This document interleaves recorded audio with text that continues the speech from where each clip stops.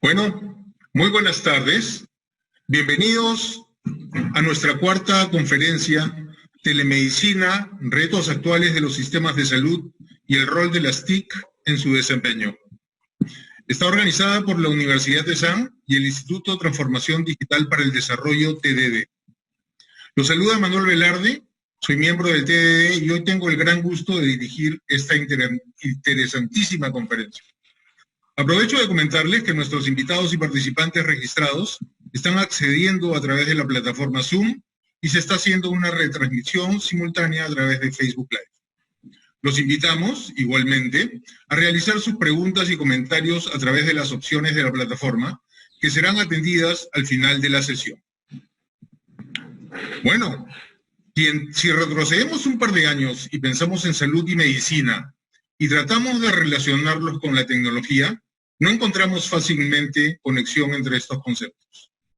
Sin embargo, analizando el origen de un virus como el COVID-19, del que no conocíamos hace un año, y nos ubicamos en la situación actual, donde la tecnología dirige el horizonte de la búsqueda de la cura y la vacuna, ya no nos sorprenden temas como diagnóstico, pruebas rápidas y moleculares drive-thru, atención virtual o atención médica no presencial o a distancia o atendidos por inteligencia artificial, monitoreo y seguimiento geolocalizado de contagios, integración online de los sistemas de salud y muchos otros. Hoy ya no podemos separar la medicina de la tecnología utilizada y esto simplemente se nota en los ciclos de investigación, como los de pruebas y homologación de vacunas, por ejemplo, que antes duraban años o meses y hoy ya hace un par de días se anunció la primera vacuna en Rusia. Sabemos que la resiliencia necesaria para enfrentar los retos antes considerados poco probables no llega por virtud de un mandato o la simple adquisición de recursos. Esta se construye. La Universidad de San y el Instituto de Transformación Digital para el Desarrollo, TDD, han formado una alianza para conducir un ciclo de conferencias destinadas a crear conciencia y a plantear soluciones que nos permitan afrontar adecuadamente el impacto que tendrá en nuestra sociedad la crisis actual, considerando a las tecnologías digitales como parte integral de este proceso. Esta cuarta conferencia abordará cómo las tecnologías de la información y las comunicaciones están para hacer viables y asequibles los beneficios de los nuevos modelos de prestación de servicios que darán respuesta a las necesidades de la población.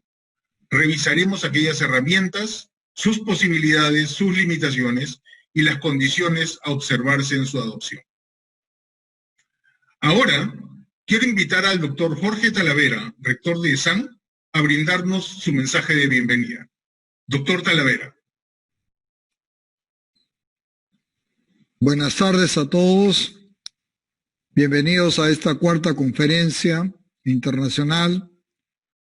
Quiero dar mis saludos a las autoridades de la Universidad de Ingeniería, empezando por su rector, el doctor Jorge Alba, al señor ingeniero Julio Porcel, al ingeniero Víctor Yocten, y también a nuestra familia de SAN, al doctor Yamakawa, al profesor Eddie Morris, director del MBA, que juega un rol importantísimo en esta relación conjunta con la UNI.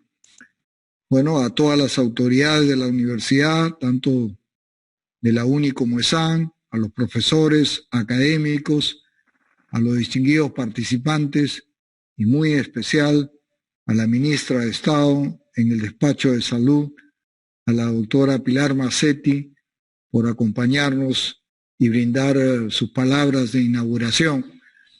Nuestro coordinador y moderador pues ha hecho una excelente introducción a la conferencia, a esta cuarta conferencia, y bueno, nuevamente reiterarles la más cordial bienvenida a esta cuarta conferencia internacional con un tema tan interesante y apasionante y creo extrema utilidad en estos momentos como es la telemedicina, retos actuales de los sistemas de salud y el rol de las TIC en su desempeño. Y creo que el tema es interesantísimo y de suma utilidad, especialmente en el entorno que vivimos ahora. Quiero hacer un reconocimiento especial a los organizadores y promotores de este cuarto encuentro, a la Universidad de ESAN y al Instituto de Transformación Digital para el Desarrollo, y aprovechar de agradecer y reconocer al expositor, al señor Álvaro Muñoz Escobar, que es médico y además es ABD de una universidad muy reconocida, la Politécnica de Valencia, y de una institución como la Universidad de La Sabana, el INALDE en el posgrado. Así que, y además porque es profesor de Santander. Y eso nos halaga muchísimo y nos enorgullece sobre todo. Y también agradecer a todos los distinguidos panelistas, como dije, al señor y doctor Leonardo Rojas, al ingeniero San Román y al profesor César Neves, que también es de la casa. Creo que todos ellos pues nos van a compartir sus conocimientos y experiencias, sobre todo en este tema tan importante como es la telemedicina y el rol que juegan las TICs. También aprovechar y agradecer la presencia de todos ustedes. Creo que las circunstancias, la crisis y lo que estamos pasando nos ha obligado al uso de la tecnología y a ciertas modalidades de trabajo, tanto el trabajo remoto y sobre todo el impacto que tiene las TIC en las áreas de salud y en el tema de la telemedicina. Creo que, como se ha mencionado y lo ha hecho muy claramente nuestro moderador, el ingeniero Velarde, pues vamos a ver varios temas en esta conferencia que tiene que ver con la normativa y regulación que tienen estas modalidades de trabajo y también las modalidades de ofrecer servicios en el área de salud. Creo que el impacto de la tecnología es enorme, no solo en todos los sectores de la economía en el país, sino sobre todo ahora fundamentalmente en el sector salud, que es de vital importancia ahora. Y creo que también vamos a tocar temas de cómo nos afecta toda esta transformación que estamos siguiendo y viviendo. Y creo fundamentalmente que se nos presentan una serie de retos a todas las instituciones, tanto las que están en el lado de la oferta, como son las universidades, sino también a las instituciones del sector salud y cómo aprovechar estos retos y oportunidades que nos han brindado esta experiencia que estamos viviendo actualmente.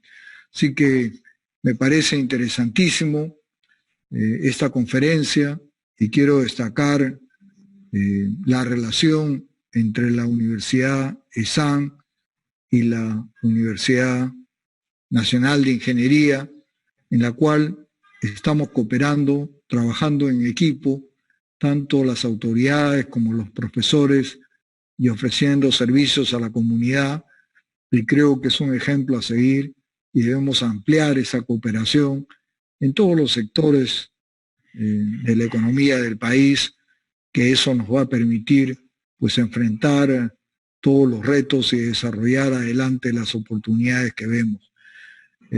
Con eso creo dar el inicio a esta bienvenida al cuarto encuentro y darles a todos ustedes un cordial saludo virtual, y sobre todo que tenemos que cuidarnos muchísimo y respetar todas las normas de salud que están promoviendo, y creo que el trabajo que realiza el Ministerio de Salud y el gobierno está en la mejor intención de llevar adelante al país y sobre todo conservar la salud de todos los peruanos.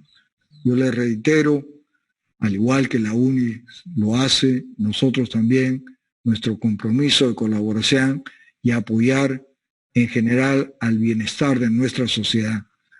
Bueno, muchas gracias a todos ustedes y en especial a quienes están dándonos sus experiencias y conocimientos en esta cuarta conferencia internacional. Y ahora creo que le cedemos el uso de la palabra a la doctora Pilar Mazzetti para que nos hable un poquito sobre lo que estamos enfrentando. Muchas gracias. Gracias, doctor Talavera. Como bien dijo don Jorge, hoy tenemos el gran placer de contar con la presencia de nuestra distinguida ministra de Salud, doctora Pilar Mazzetti, a quien invito a brindarnos unas palabras e inaugurar nuestra conferencia internacional. Doctora Pilar Mazzetti, estamos honradísimos con su participación. Adelante, por favor. Muy buenas tardes con todos, muy buenas tardes con todas, al señor rector y a todos los que se encuentran en este momento presentes. En realidad, poder participar en una actividad del Instituto de Transformación Digital para el Desarrollo que tiene SAM, me alegra mucho, en primer lugar, porque regreso a una institución donde también me he formado en una parte de mi camino, y por otro lado, porque a pesar de que yo pertenezco un poco a la generación no tan digital que digamos, trato de absorber todo lo que puedo y veo la diferencia que marca en nuestro país cuando sabemos emplear las tecnologías de información para las cosas que realmente necesitamos. Y es interesante que esto ocurra, en esta conferencia en particular, que ocurra en un momento en el cual nuestro país está enfrentando una situación que es devastadora en todos los países del mundo, que aún los mejores sistemas de salud se han visto tremendamente afectados, y nosotros que tenemos un sistema de salud débil, más todavía. Abordar telemedicina en este contexto es realmente un aspecto fascinante. Nos están mirando. Ahora salud es importante. Y la oportunidad de desarrollar telemedicina se vuelve mucho más importante. Ya en el Ministerio de Salud, en el 2017 se empezaron las primeras experiencias y empezamos muy poco a poco, avanzando lentamente. En realidad, en este momento, de los cerca de 8.000 y pico establecimientos que tenemos, alrededor de 2.500 ya se conectan rutinariamente. Y muchos de los otros establecimientos encuentran formas ya individuales de conectarse, no a través del establecimiento, sino a través de cada uno de ellos. Porque en realidad la telemedicina es lo que nos está permitiendo llegar a los lugares más alejados en este momento. Y en este momento de la pandemia, probablemente los servicios de telemedicina del Ministerio y de las otras entidades de salud han sido los más utilizados en los establecimientos tanto públicos como los establecimientos privados. En realidad, miren, el crecimiento en el MINSA, que es la experiencia que les puedo contar, ha sido exponencial. 250 personas por día el año pasado, y ahora estamos en 15.000 personas por día desde los diferentes puntos de acceso. En realidad, ahora ya hay no solamente la posibilidad de hacer una teleinterconsulta de médico a médico, ahora tenemos teleorientación, tenemos telemonitoreo de los pacientes, tenemos teleconsultas, tenemos telediagnóstico inclusive, y en realidad hay cerca de unos 5 millones de atenciones que se han efectuado a través de estos sistemas. Nosotros, que como entidad estatal tenemos nuestras limitaciones, nuestras dificultades, nuestro sistema tan débil, miren ustedes lo que le ha significado la telesalud. Es un esfuerzo tremendo y es un esfuerzo que la población al principio tomaba muy tímidamente, pero en los últimos meses, a raíz de la pandemia, creo que todo el mundo ha aprendido a valerse de todos estos sistemas. El reto que afrontamos en este momento es hacer de esto lo más accesible posible. El reto que enfrentamos en este momento es tener una capacidad tecnológica y que nos permita llegar a más lugares y sobre todo que sea lo más amigable posible. Un aspecto muy importante es también, a través de toda la tecnología de información, que hagamos llegar a nuestra ciudadanía el cambio de comportamiento que todos necesitamos. No es solamente atender el daño, es decir, el hospital, el ventilador, que es muy importante ciertamente, pero no es solo eso. Lo más importante es la contención. Y en realidad la posibilidad de utilizar la tecnología de información y toda la evolución a sistemas digitales nos permite facilitar las cosas y llegar a más ciudadanos. Y allí sí podremos encontrar una forma de reducir los desplazamientos gracias a la transformación digital, de reducir los contactos entre las personas y que todo el mundo, limitado en su casa como estamos ahora, pueda a través de todos estos componentes digitales llegar a tantos lugares, hacer tantas cosas, y muchas veces personas que utilizaban su teléfono solamente para las llamadas ahora están cambiando y están accediendo muchísimo más cosas. Yo creo que estamos viendo, en medio de tanto dolor, un cambio tremendo en nuestro país, tremendo.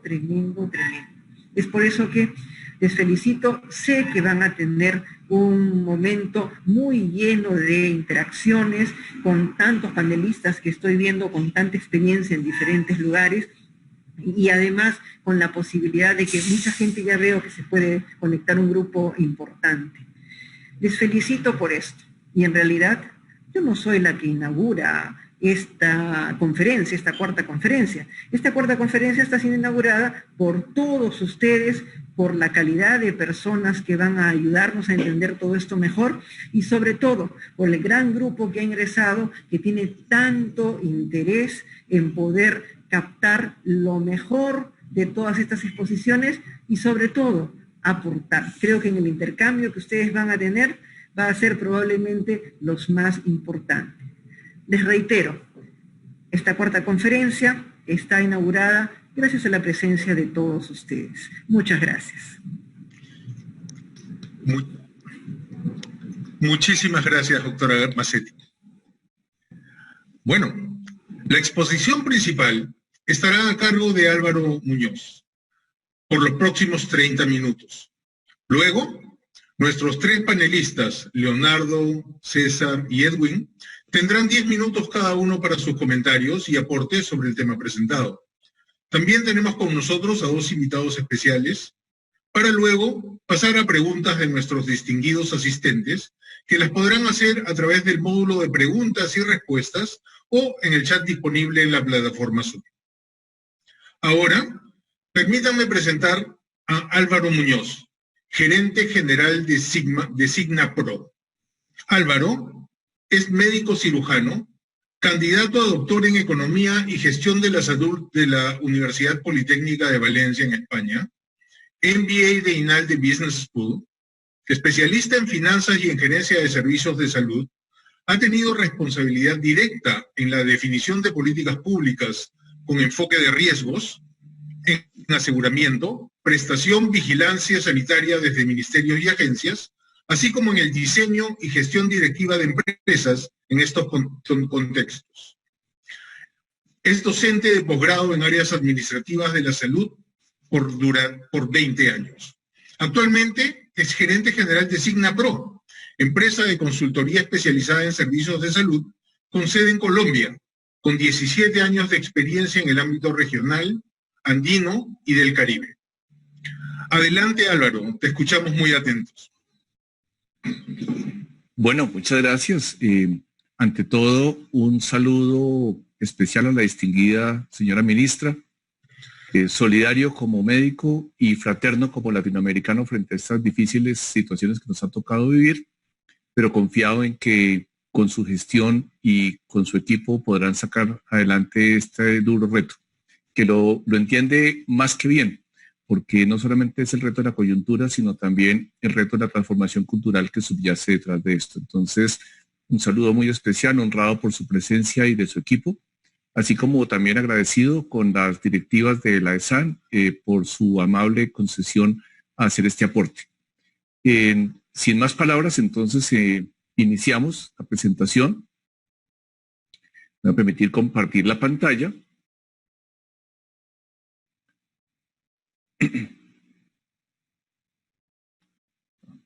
Compartir la pantalla. En este momento ya tengo la pantalla completa. ¿Me confirman, por favor, si se está viendo bien? Correcto. Bien. Cuando uno prepara una presentación sobre telemedicina y todos estos términos como tan futuristas, se le olvida a uno a veces mirar hacia atrás, y quisiera robarles un minuto de su tiempo para que analizáramos de dónde venimos para poder también saber hacia dónde vamos. Ya después entraremos en los términos y conceptos clave de la telemedicina y los retos que desde mi punto de vista creo que tenemos por delante. Hoy en día el futuro ya no es tan lejos, el futuro puede ser mañana mismo, de tal forma que son retos para poner sobre nuestro escritorio mañana mismo.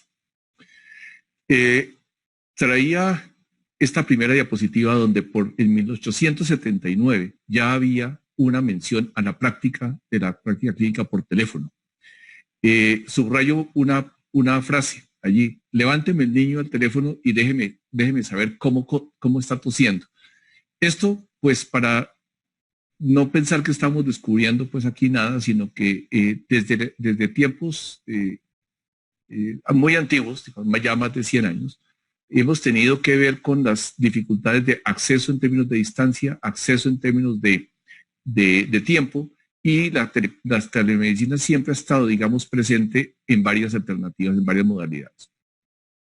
En cuanto a transmisión de datos clínicos, la primera referencia que hay es al telemonitoreo o teleasistencia. Salió el telecardiograma en marzo de 1905, ya pues más de casi 120 años.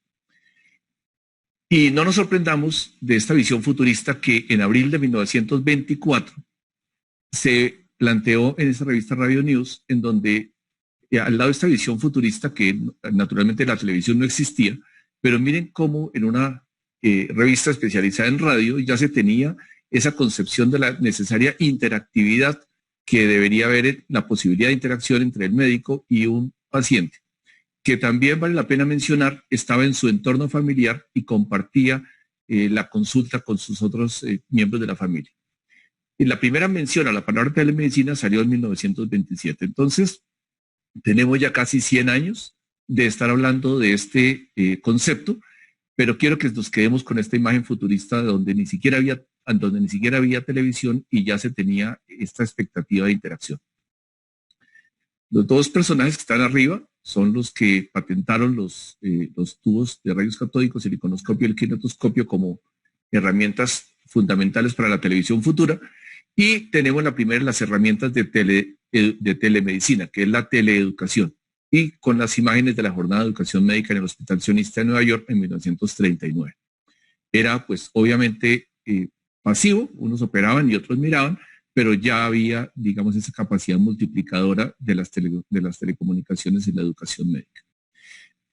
La primera transmisión a color fue ya en 1949 en Pensilvania. Quiero decirles que Perú ha sido de tiempo atrás líder en este tipo de introducción.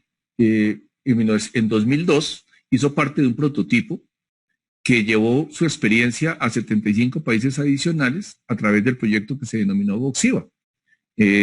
Ustedes implementaron en Perú un muy eficiente sistema de vigilancia epidemiológica, y no es necesario esperar que nadie de afuera venga, porque ustedes en Perú tuvieron esa capacidad de desarrollarlo. A veces se nos olvida nuestra propia historia, pero quiero ponerlo aquí porque hace parte de los antecedentes y de la historia que es necesario poner de presente, porque es lo que verdaderamente significa implementar algo sin que riña con la cultura de la comunidad. En este ejercicio, que salió inclusive en los libros de Prahalad, se mencionaba cómo se adoptó por parte de la comunidad una tecnología bien diseñada para poder cumplir ese propósito en ese momento, que era básicamente las enfermedades materno-perinatales. Y por fin llegamos, pues, después de este minuto, a una clasificación de los términos, porque a veces hay tanto término que uno como que no sabe por dónde empezar.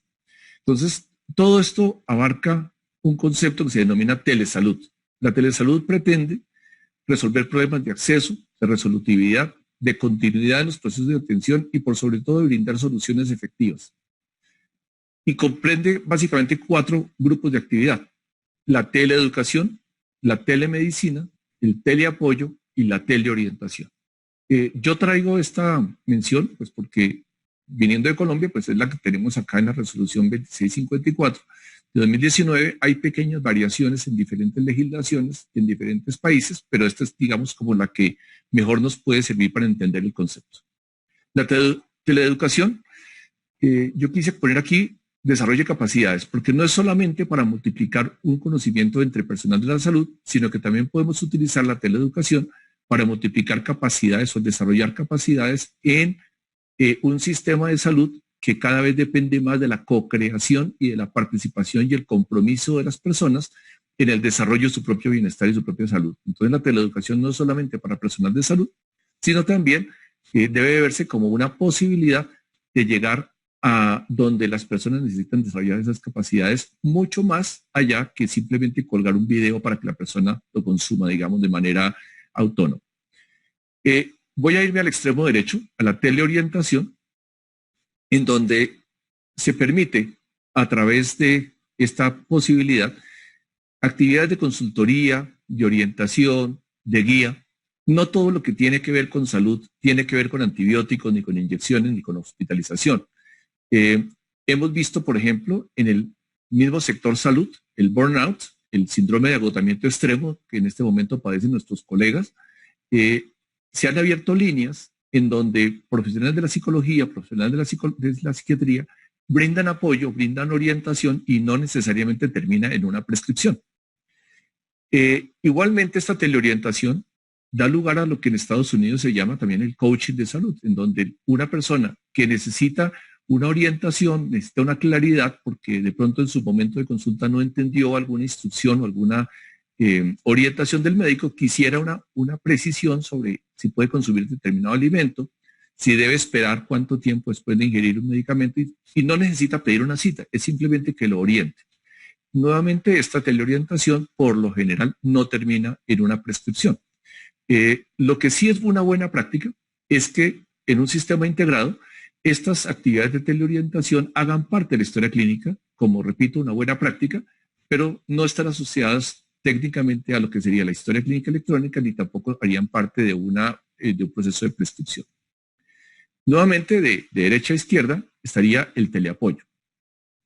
El teleapoyo, podríamos decirlo de una manera coloquial, es como el quien quiere ser millonario que llama a un amigo. Entonces es un soporte entre profesionales de la salud que llama a otro para que le brinde un apoyo frente a un caso que tiene en ese momento de viva voz al frente. Como su nombre lo indica, teleapoyo es sencillamente un apoyo, una consulta que se hace, una orientación sobre el camino para que el personal que está al frente del caso tome la decisión sin ceder la responsabilidad. Esa sería la función del teleapoyo. Y después llegamos al gran término de la telemedicina, que abarca todas aquellas actividades que en términos técnicos incluyen las actividades asociadas a la prevención primaria, secundaria, terciaria y cuaternaria. Para quienes no están familiarizados con estos términos, prevención primaria es cuando la persona, antes de que ha presentado sus signos y síntomas, es precisamente lo que la palabra prevención nos asocia. La palabra prevención secundaria es cuando es necesaria una intervención, la prevención terciaria cuando es necesaria la rehabilitación y la prevención cuaternaria cuando no se han cumplido ninguna de estas condiciones anteriores y la persona, digamos, se debe ver inmersa en su proceso de mantenimiento de la salud. En esta telemedicina, entonces, tenemos 4 alternativas o 4 divisiones, que sería la telemedicina interactiva, la telemedicina no interactiva, la teleexperticia y el telemonitoreo. La más obvia es, digamos, la telemedicina interactiva, en la cual pues se puede llevar a cabo consulta general y especializada. Es como la que más presente tenemos.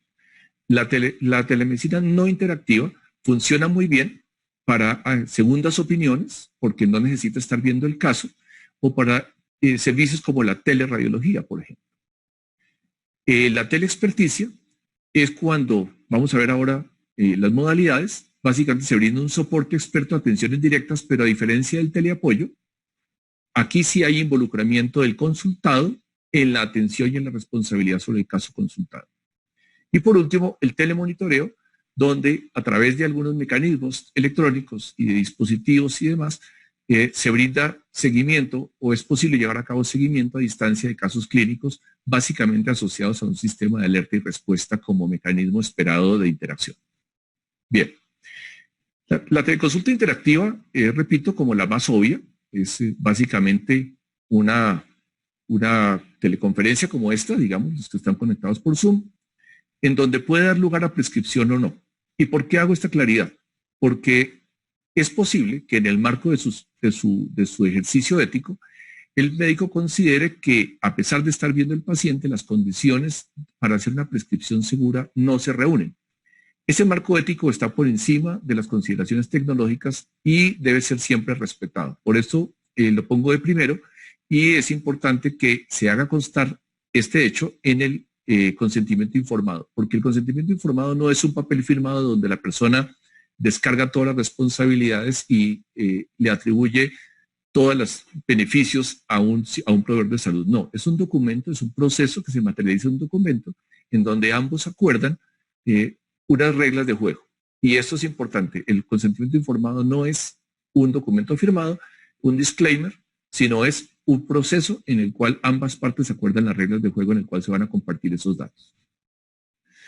Por eso mismo, el paciente también podría abstenerse en cualquier momento, así como el médico también abstenerse de prescribir o completar la fórmula según su criterio.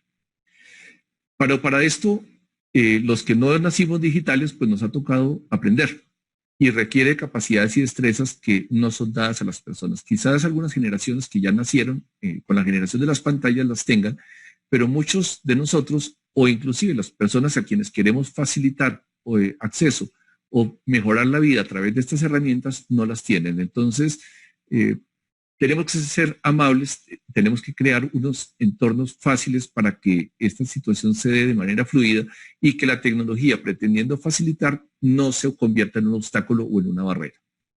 Por último, entonces, la necesidad de educar para que desarrollemos estas nuevas rutinas y herramientas más allá de las electrónicas, porque, por ejemplo, los silencios en la comunicación presencial pueden servir para denotar interés, denotar que yo estoy pensando en lo que la persona me está diciendo, que me ha causado particular atención la última frase que dijo, pero resulta que en la comunicación virtual un silencio puede ser interpretado como desinterés, que la persona está pendiente de otras cosas y entonces es importante entender eso.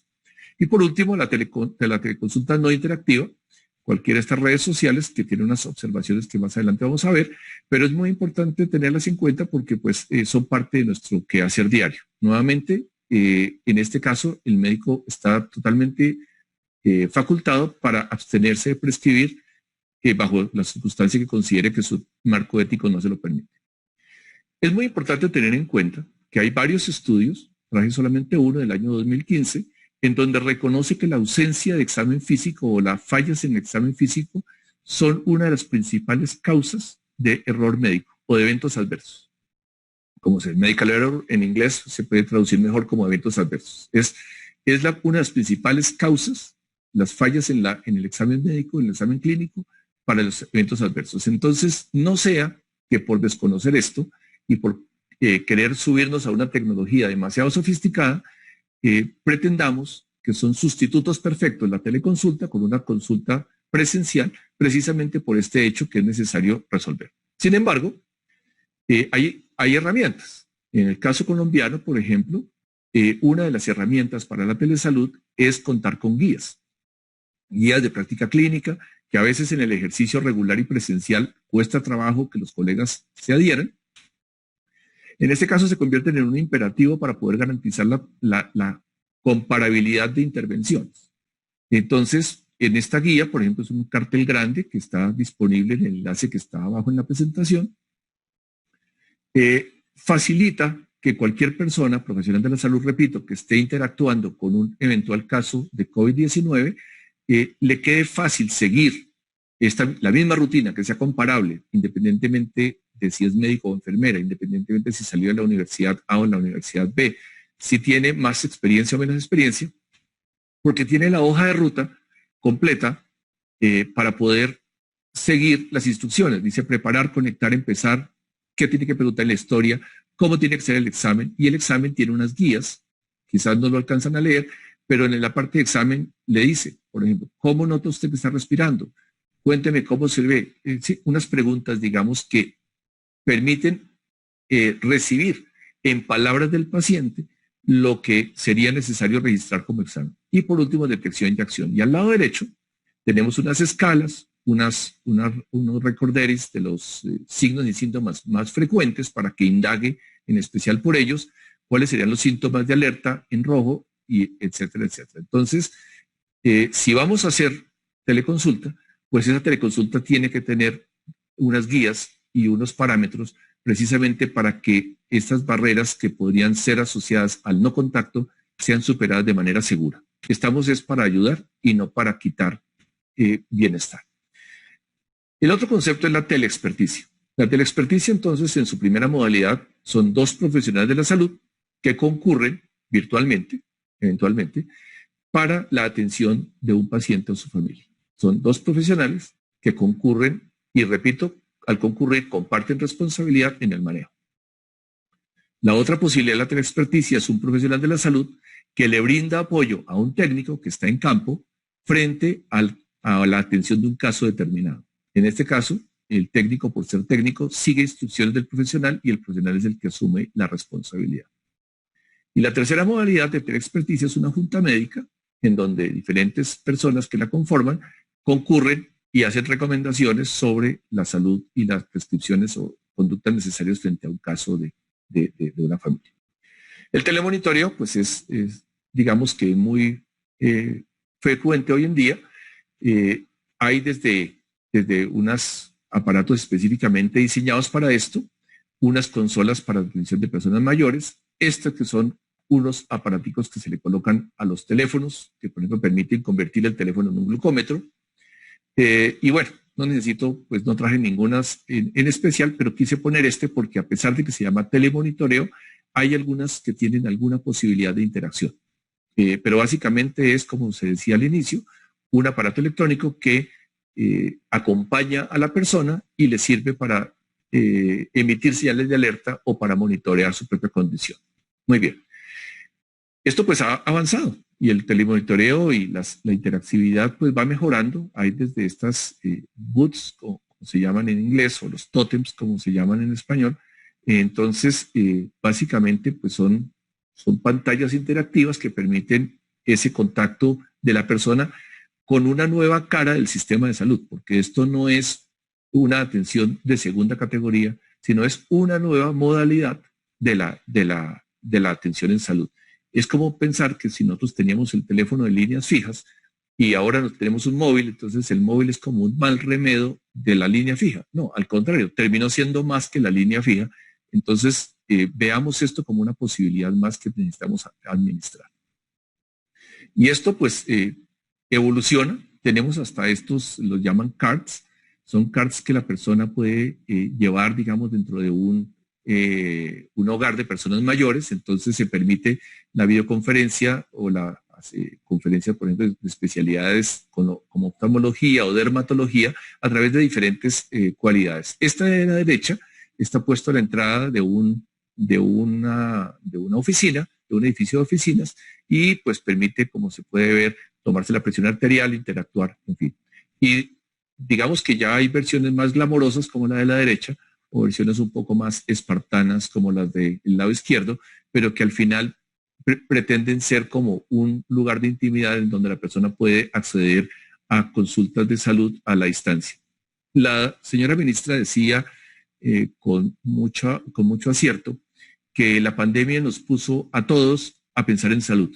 El sector económico o el mundo económico por fin se entendió que la salud es necesaria para poder sobrevivir y para poder desarrollar la economía, y también descubrimos capacidades de servicio en los vigilantes que ahora hacen screening de temperatura, vigilan que la persona lleva el medicamento, el tapaboca, en fin, digamos que nos metió a todos a la fuerza un poco al tema de la salud, y eso lo celebro.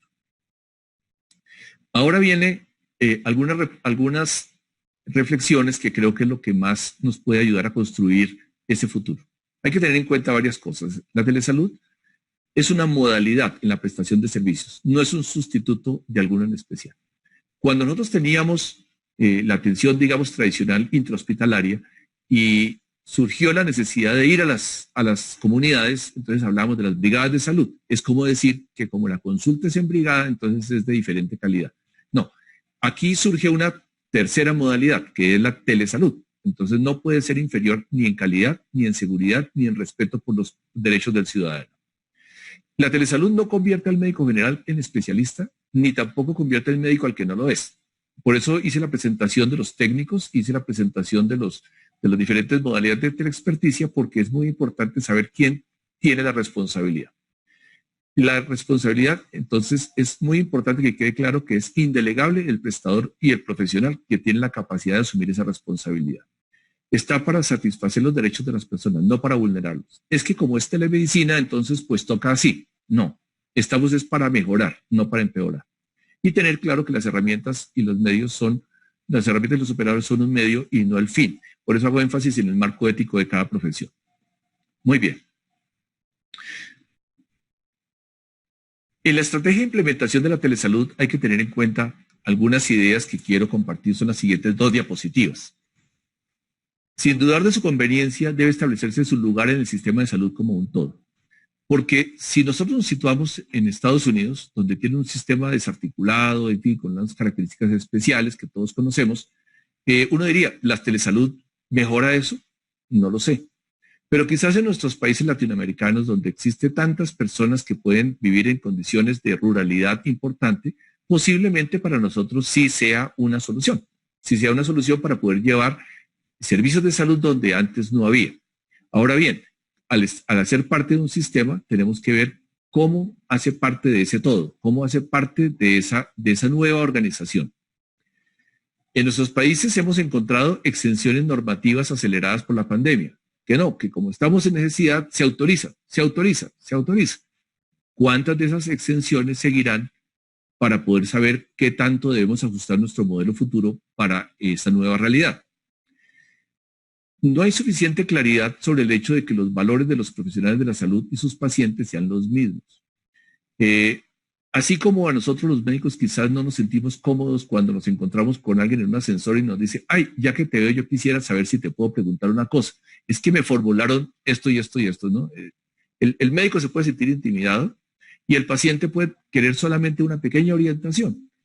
O en una fiesta, en un evento social nos preguntan esto. Entonces, son diferentes escalas de valor, diferentes percepciones.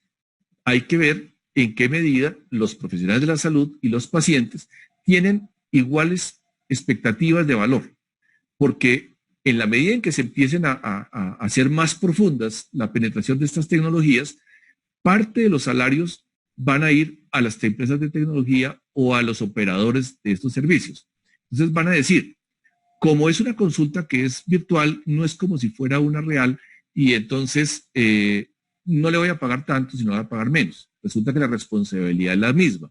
Entonces ahí el profesional de la salud se convierte en un opositor de la tecnología porque siente que carga con la responsabilidad, le están invadiendo inclusive sus horas de descanso, pero no le están reconociendo el mérito. Entonces esto es importante tenerlo en cuenta porque no es simplemente decir, y ahora es por teleconsulta. No, es que cambia la dinámica de las relaciones entre las personas. Y por último, hay que pensar que con el crecimiento acelerado de todas estas tecnologías, todo parece ser muy rentable. De hecho, pues cada 8 días sale un nuevo operador con un nuevo servicio de telemedicina. Pero quién sabe esto a futuro que venga y quizás esto puede ir en contra de la credibilidad del modelo. Por otra parte, pues esa proliferación de actores, dispositivos, plataformas, no todos totalmente alineados, no todos compatibles, no todos de buena calidad, plantea un reto para la implementación a gran escala, porque la gente puede, que si tuvo una mala experiencia al inicio, puede pensar que de pronto todas son así, y entonces hace una mala propaganda, digamos, de la herramienta. Hoy existen brechas significativas entre la calidad esperada y la obtenida en términos de resultados en salud. A la sazón es importante recordar que los eventos adversos son la tercera causa de mortalidad intrahospitalaria en Estados Unidos. Entonces, si actualmente existen brechas de calidad en los resultados en salud y adicionalmente estamos incrementando la velocidad a la cual implementamos estas nuevas tecnologías, eso puede terminar erosionando la reputación de los actores del sector salud o del sistema de salud mismo, porque la persona podría decir, estábamos mejor antes de que vinieran con esos inventos. Entonces, esto es muy bueno cuando se mira desde el lado de las ventajas, pero no está exento de retos que tenemos que atender. Por otra parte, los participantes no tradicionales en la prestación de servicios, como las telecomunicaciones, las Big Pharma y las Big Tech, están interesados en hacer parte de este boom, ya que la salud es el sector que ahora sí recibe todos los méritos, y ya que la salud recibe ahora sí la gran cantidad de la tajada presupuestal, y ya que todo lo demás está detenido, pues entremos a este negocio que promete ser muy bueno. Entonces, estos nuevos participantes no tradicionales no comparten los valores que compartimos en el sector salud, no comparten algunos preceptos éticos, no comparten, entonces tenemos que alinearlos porque ya tenemos que trabajar conjuntamente con ellos. Entonces es muy importante desde el sector de la política pública, pero también desde los actores organizacionales, cómo trazamos esas alianzas. No es que yo tengo salud, usted tiene la conexión, montemos entre los dos un servicio de telesalud. No, la cosa no funciona así.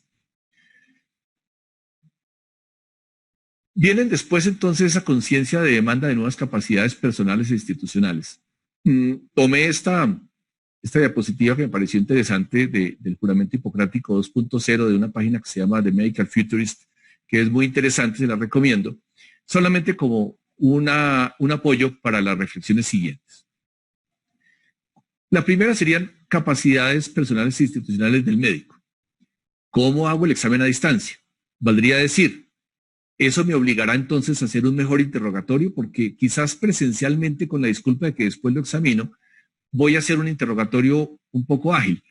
Pero como ahora no lo voy a poder examinar, quizás esto de pronto termine en un mejor interrogatorio, no lo sé. Este término me lo acabo de inventar, semiología 2.0. Si no hemos podido con la semiología 1.0, llamémoslo así, ¿cómo nos vamos a comportar con la semiología 2.0? ¿Nuestros estudiantes están recibiendo formación para eso? ¿Cómo haremos la semiología, cómo haremos la lectura de los signos y síntomas si no tenemos guías, si no somos amantes de seguir estas guías? Por eso puse las guías que les mencioné hace unas 3 o 4 diapositivas. La parte buena está en que, como muchas veces el paciente estará en la casa, pues el médico tendrá la oportunidad de considerar algunos elementos del entorno familiar del paciente y su cultura, porque va a decir, bueno, pero ¿a usted quién le cocina? ¿Usted con quién vive? ¿Quién lo cuida? Y si usted se llega a caer, ¿quién lo ayuda? Entonces, como la persona está en su ambiente de casa y la persona puede ver más o menos cómo es la dinámica, podría ser que incluso tuviéramos la capacidad, los profesionales de la salud que desarrollen ese ojo clínico, llegar inclusive a identificar algunos determinantes de la salud de las personas a través de esta vía, y eso sería nuevo.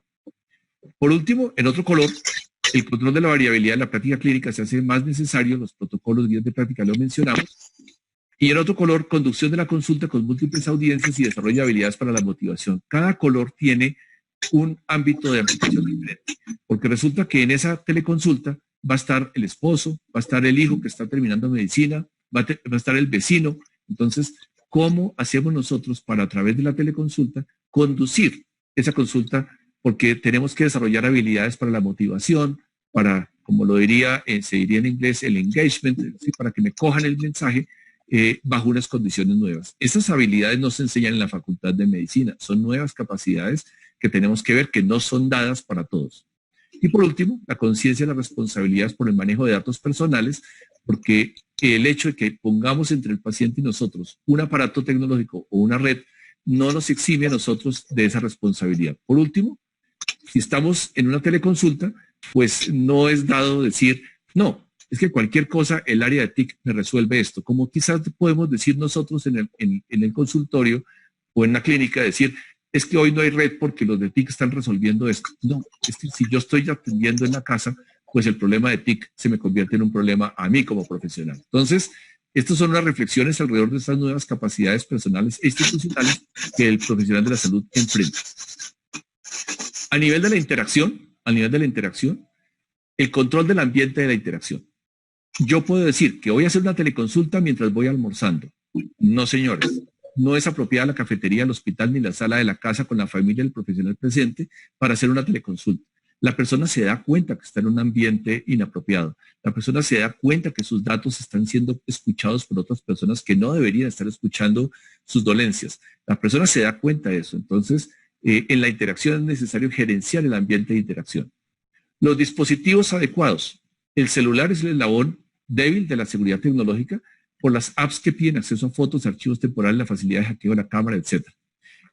Después también de pronto el hijo le dice, mamá, préstame el celular que es que necesito jugar un ratito. Entonces le presta el celular y resulta que inadvertidamente puede estar circulando por redes sociales fotos de la atención anterior que hizo el padre de familia, lo cual sería completamente inapropiado y podría dar lugar no solamente a la vulneración de derechos, sino también eventuales sanciones y demandas. Entonces, ni la sala de la casa, ni la cafetería del hospital, ni una red Wi-Fi pública, ni el café internet de la esquina son ambientes ni dispositivos adecuados. Y aquí, pues también estaba hablando de los medios, porque las herramientas de WhatsApp, Zoom o Meet en su versión gratuita no son idóneas en general para la transmisión de datos que son sujetos de protección especial.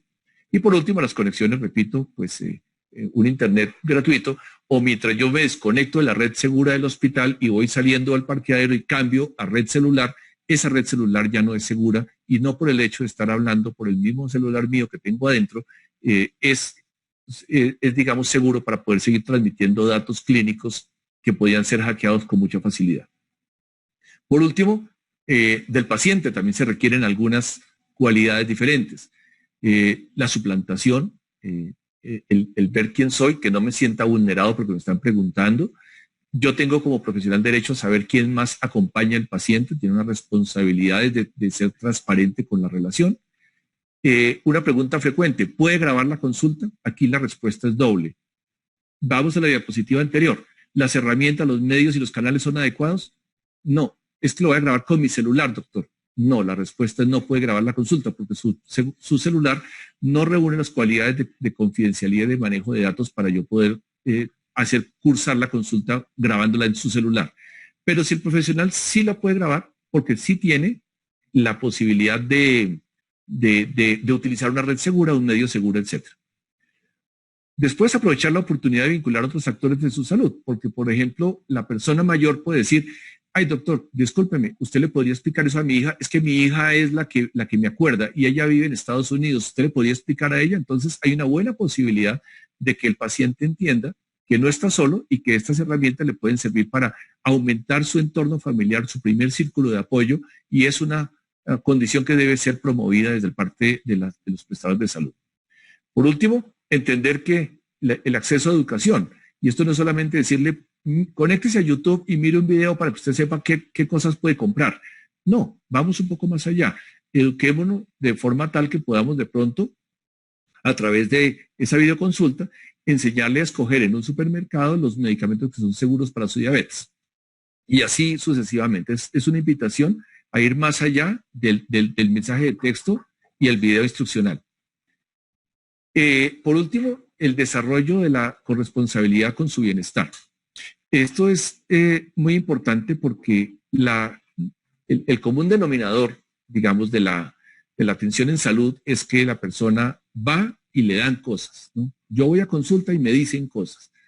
A través de estos mecanismos de teleconsulta y de interrelación, es una gran oportunidad de promover esa corresponsabilidad, porque tiene que estar atento a la consulta, tiene derecho a preguntar, tiene derecho a interactuar. Es decir, por primera vez tenemos una herramienta que facilita la incorporación del esfuerzo de la persona por su propia recuperación. Y esto, en las enfermedades crónicas, es fundamental. Y del sistema como un todo, porque actualmente la seguridad de la información es más un problema de personas que de tecnología. Los ingenieros aquí podrán dar la razón. Hemos avanzado muchísimo en seguridad de la información, pero anotamos como password el nombre de mi mascota. Anotamos como password el nombre de mi DNI. Anotamos como password el nombre el teléfono de mi trabajo, etc. Entonces, una cosa es que yo puedo tener en mi hospital, en mi clínica, un oficial de protección de datos y toda la protección. Pero cuando salgo de ahí y me conecto en el café internet, pues ahí contra eso no hay nada que hacer. Por último, algo que se está presentando mucho, lo digo porque se nos ha presentado en Colombia, es el ransomware, que es el secuestro de información. A través de estas redes, de estas vulneraciones, se pueden secuestrar la totalidad de la información clínica de un hospital y pedir rescate por eso. La totalidad, porque a través de esto no solamente se roba la información de la consulta, sino a través de ese punto débil secuestran la totalidad de la información y pueden hacer colapsar un sistema de salud como completo. Por último, nuevamente, el énfasis en los datos personales. Somos sujetos de derecho en ese tema y la responsabilidad internacional de esto pues es cada vez mayor. Muy importante, se vende como un gran agregado, como un gran elemento a favor de la robustez de una plataforma de telemedicina, y nuestros servidores están en la nube alojados en servidores seguros de varias partes del mundo, como es la responsabilidad para datos que viajan y están alojados en Alemania o en Singapur. Eso es importante tener en cuenta, porque ¿por qué en un momento dado los datos míos están en Singapur? ¿De dónde? Muy bien. Y por último, el consentimiento informado, que es un proceso, no es la firma de un documento y que tiene que ser individual por atención. No es que como usted lo firmó en enero ya es válido por todo el año. No, es por atención. Y es una responsabilidad, pero no es una condición. Si usted no me firma, no lo atiendo. No, porque si hay una necesidad manifiesta, se puede obviar, pero solamente bajo esa condición. Por último,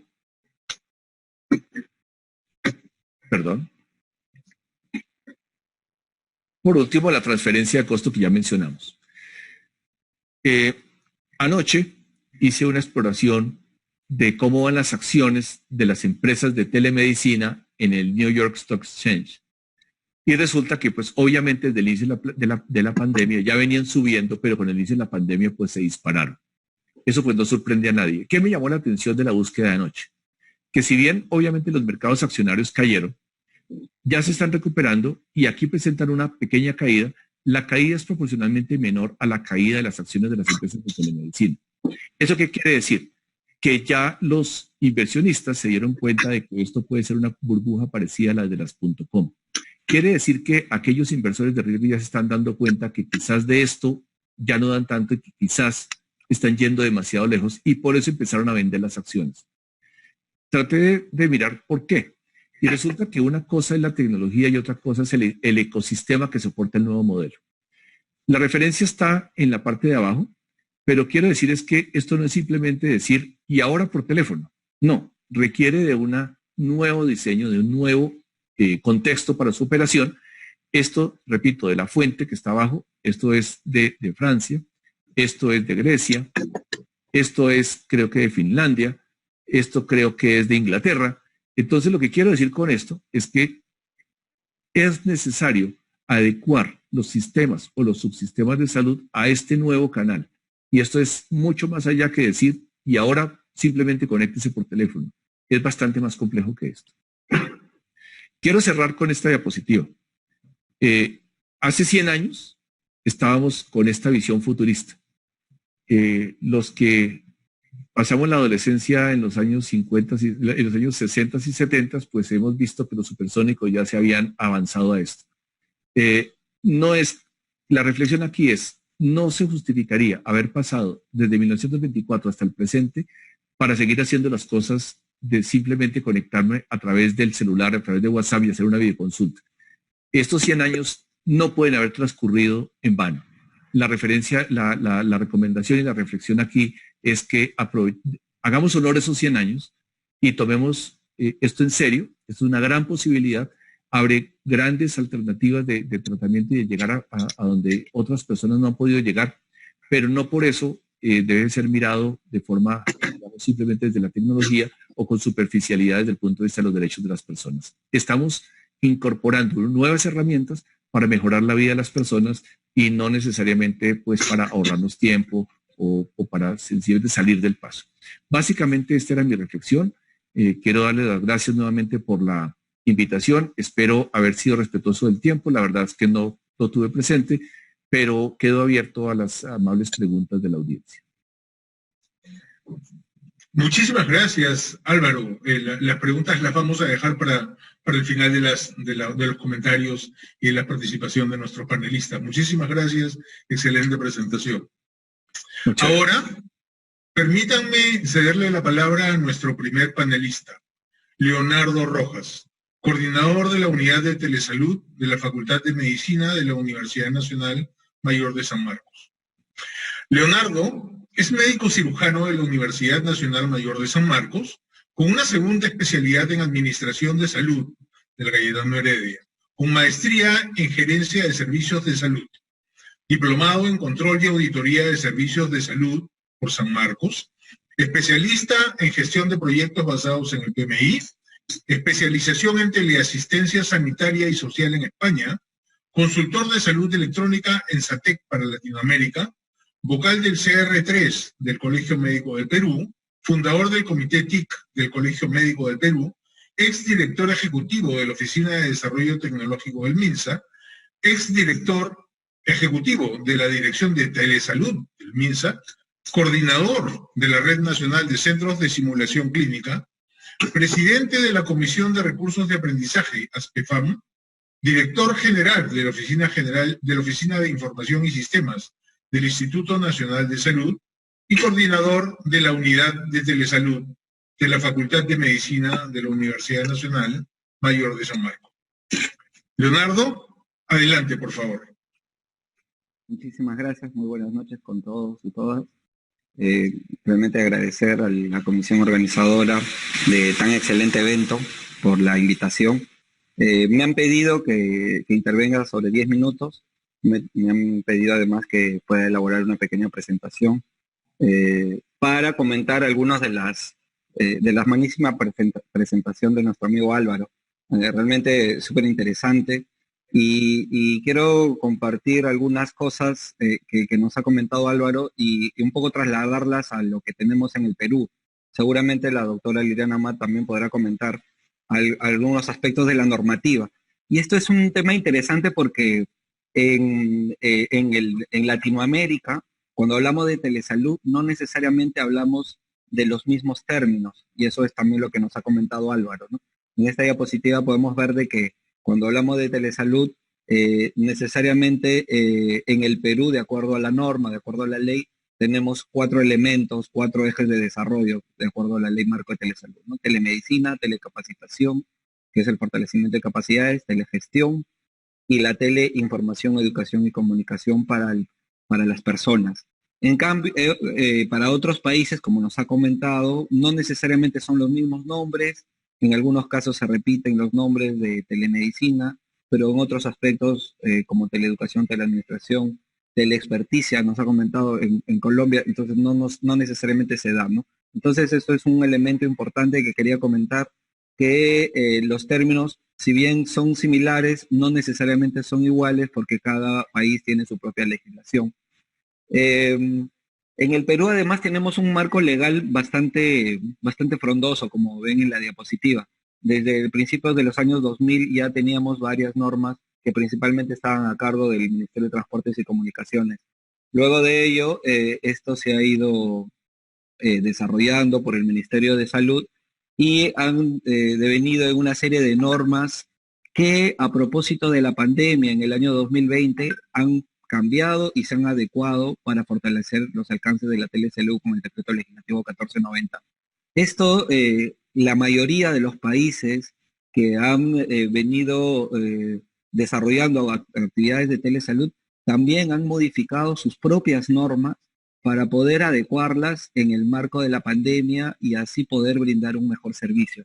Esto ha pasado con la mayoría de países y algunos alcances del decreto legislativo 1490, que también seguramente lo van a comentar, yo lo voy a pasar bastante rápido, que son importantes mencionar es, por ejemplo, que el nuevo decreto legislativo o el decreto legislativo que fortalece los alcances de telesalud involucra a todo el sector salud, involucra los diferentes servicios que se brinda. Hay diferentes tipos de telemedicina, se hace algunas precisiones, por ejemplo, la teleconsulta es cuando el profesional de salud atiende o el personal de salud atiende directamente al paciente. La teleinterconsulta viene a ser entre cuando el profesional de salud atiende a un personal de salud, asiste para que pueda dar una atención. Esto en Colombia, Álvaro nos ha comentado que es teleexperticia. Y la teleorientación y telemonitoreo que también se han comentado que son más o menos lo mismo. Y hay algún tema importante sobre la incorporación de la receta electrónica. Y algunos cambios o modificaciones por el tema de la pandemia, por ejemplo, se ha incluido el tema de la receta en imagen digital, que es exclusivo para el uso de la pandemia, que es básicamente tomarle una foto a la receta, y el uso de la receta electrónica, que ya incluye con un software y firma digital por un profesional autorizado, ¿no? Entonces, en estas normas que se han dado por el tema de la pandemia, cuando uno hace una atención física, la receta es física, en cambio cuando la atención es por telemedicina, la receta puede ser electrónica o digital, y hay unas restricciones también normativas que están bastante claras en la norma.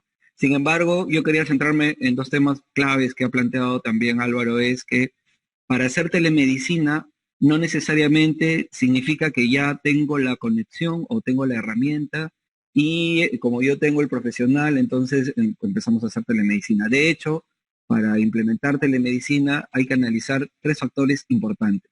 Uno es del contexto, es saber cuáles son los principales problemas de salud que tengo a mi alrededor, que estoy encargado de dar los servicios.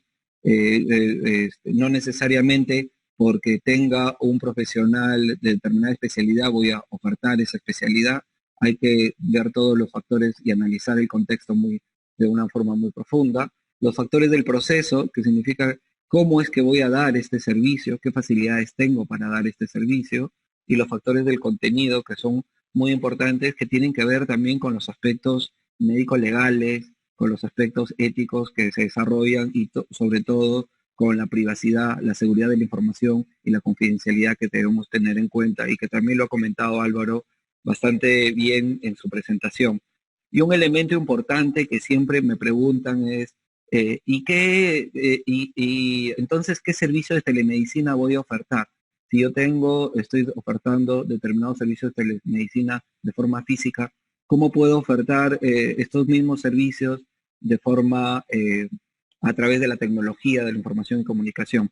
Y es que la evidencia nos muestra, en esta gráfica, vemos que la evidencia nos muestra que no necesariamente para todos los tipos de patologías, los beneficios de la telemedicina han demostrado que sean los mismos, ¿no? En esta gráfica tenemos que mientras más pegado a la derecha, vamos a tener mayores beneficios que nos ofrece la telemedicina, y mientras va más hacia arriba, son mayores los pacientes que pueden acceder a ella, ¿no? Entonces, las patologías mixtas y sobre todo las condiciones crónicas, las enfermedades crónicas, son las que se van a ver mayormente beneficiadas, que van a experimentar mayor beneficio con el uso de la telemedicina, y no tanto así otras patologías que no son, que no están de alguna forma tan diseñadas para este caso. Y Álvaro lo comentaba de una forma muy interesante porque él comentaba de que el examen físico no necesariamente va a ser reemplazado por la tecnología en este momento, ¿no? Entonces, si yo tengo condiciones o patologías donde necesito, definitivamente tengo que hacer un buen examen físico, probablemente pues la telemedicina no me va a servir tanto como si, por ejemplo, accediendo a una foto para el caso de dermatología o a determinados exámenes auxiliares como en oftalmología nos puede resultar bastante bien, ¿no? También es importante conocer los aspectos relacionados con el paciente. El paciente generalmente va a tener cierta expectativa con el servicio, ¿no? Y es importante conocer cuál es esa expectativa y tratar de atender esa expectativa, porque no solamente el paciente es una enfermedad, sino, como sabemos, es un ente complejo, ¿no? Entonces, son algunas de las reflexiones que quería yo comentar sobre la presentación de Álvaro. Me pareció muy, muy interesante. Algunas modificaciones que se han hecho en el país por el tema de la pandemia y que son muy necesarias, que también en el mundo la mayoría de normas se han ajustado para que el servicio de telemedicina pueda ser dado con éxito y con las condiciones que se requiere, ¿no? En estos últimos meses hemos observado un gran despliegue y un gran crecimiento de las adquisiciones de la telemedicina. Ya nuestra señora ministra ya lo comentaba, ¿no? Que son alrededor de 15.000 atenciones diarias frente a las 250 que era el año pasado. Entonces, esta experiencia de tener mayor cantidad de actividades de telemedicina, es muy importante tener una adecuada valoración. Por ejemplo, en salud, apenas ocurrida la pandemia, ellos empezaron a hacer teleconsulta y sacaron una norma interesante de teleconsulta, pero al inicio de esto, las normas mencionaban, ¿no?, de que el médico tiene que hacer 20 teleconsultas por hora para dentro de la programación que le estaban haciendo, ¿no? Esto obviamente traducía claramente de que pues no estaba bien contextualizado este desarrollo de la teleconsulta, porque seguramente cuando desarrollaron la norma pensaron que la teleconsulta era una simple llamada y bueno, una puede ser una llamada muy rápida y puede seguramente en una hora puede atender a 20 pacientes. Obviamente esto no es así, ¿no? Entonces es muy importante esos análisis que hemos comentado del contexto, del proceso y del contenido que nos va a permitir implementar adecuadamente un servicio. Muchas gracias, Leonardo. Muchas gracias. A continuación, escucharemos a César Neves, director de la Maestría en Gerencia de Servicios de Salud de ESAN. César es licenciado en Economía por la Universidad de Lima, con maestrías en Administración de Empresas en ESAN y en Administración de Tecnologías de Información en el Instituto Tecnológico y de Estudios Superiores de Monterrey. Tiene estudios doctorales en Administración en el programa doctoral ESADE de ESAN. Es profesor afiliado de ESAN en el área de Administración, dictando cursos en temas de gerencia y estrategia empresarial en los distintos programas de maestría. Es director independiente de empresas y actualmente es gerente general de CN Soluciones, consultora en temas de estrategia empresarial y director de la Maestría en Gerencia de Servicios de Salud de ESAN. Adelante, César. Muy bien, gracias, Manuel. Primero va un saludo a todas las autoridades, a ustedes los organizadores, a nuestros compañeros panelistas y a la audiencia en general. Bueno, como Manuel ha mencionado, no soy médico y la verdad es que he quedado maravillado con la exposición que ha hecho tanto Álvaro como Leonardo, porque lo miro desde el punto de vista de las organizaciones, que si quieren es mi especialidad, ¿no? Entonces veo que acá la tecnología y el ámbito, y Álvaro lo explicó muy bien, tanto en términos históricos de la evolución, 1870, alucinante, hasta nuestras fechas, y el alcance que puede tener. Entonces digo, ¿saben? La tecnología ha estado avanzando mucho más rápido que nuestros paradigmas mentales. Y esta pandemia creo que es un catalizador que nos brinda, como dicen los chinos, la crisis es también un reflejo de una oportunidad que se puede tomar, ¿no? Y la verdad es que yo creo que tenemos la oportunidad de repensar el sector. Nuestro sector salud, ya lo mencionó la señora ministra, es un sistema débil a partir de todos los recursos que se le ha dedicado, se le ha triplicado el presupuesto en los últimos 10 años, sí, pero yo creo que más de lo mismo no tiene la misma productividad. Todavía el sistema adolece de cobertura, adolece de calidad, adolece de alcance, adolece de eficiencia también, ¿sí? Entonces, veo que esto es una oportunidad para repensar todo, desde el alcance de la salud, que va desde la prevención, como bien lo mencionó Álvaro, pasando por la fase de recuperación, como la rehabilitación en sus distintos niveles, atención primaria, atención secundaria, atención terciaria, la relación, repensar la relación médico-paciente es un desafío parecido al que tenemos también en otro sector que ha sido vapuleado con esta pandemia, que es el sector de educación. Nosotros estamos repensando también la relación profesor-alumno, acá lo mismo, la relación persona-médico. Por supuesto, acá hay temas mucho más críticos de seguridad y demás, y responsabilidades y contingencias que abordar. Ya lo mencionó Álvaro, los riesgos de los errores médicos. Sí, pero otra vez, yo creo que podríamos empezar paso a paso y hacer de esto, la verdad, una oportunidad para llegar a un alcance que hoy no tenemos. Recordemos, nuestro sistema adolece, para empezar, de profesionales especialistas, ¿sí? Y no solamente son pocos, sino que la mayoría están radicados acá en Lima por razones obvias, ¿sí?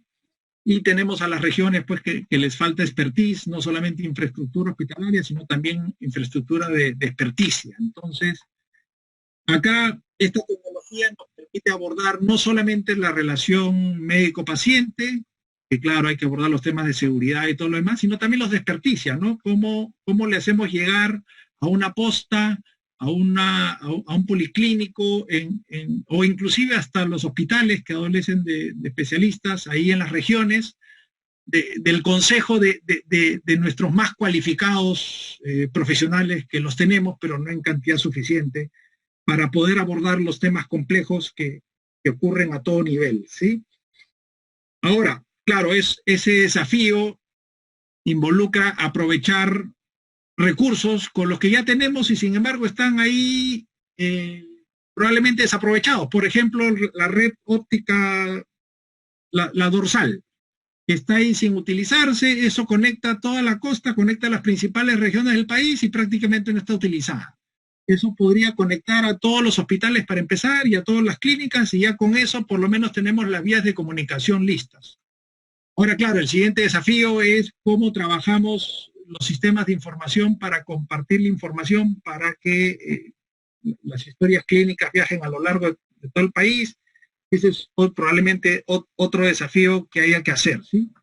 Pero yo diría, esos desafíos probablemente son más fáciles que el desafío mental, ¿sí? El desafío mental es cómo, y Álvaro lo puso en términos de desarrollo de capacidades, tanto a nivel individual, que es el mismo, cómo está conceptualizada la atención de salud, ¿sí? En términos de los profesionales de la salud, también de la parte administrativa, ¿sí? Y tenemos los desafíos organizacionales, que tienen que ver también con todo el tema de los protocolos, las guías clínicas y demás, que también hay que desarrollar. Yo creo que el desafío es enorme, pero la oportunidad también. Y como todo, se puede plantear que un elefante se come a pedacitos, pues, ¿no? Podríamos empezar, y yo creo que en verdad ya empezaron, ¿sí? La doctora, la ministra ahí tengo las cifras, ¿no? Pasó de 250 al día a 15.000 al día. Algo parecido tengo entendido que ha pasado también en la red privada, de lo que he estado conversando con directores graduados de clínicas, dice que ha sido alucinante.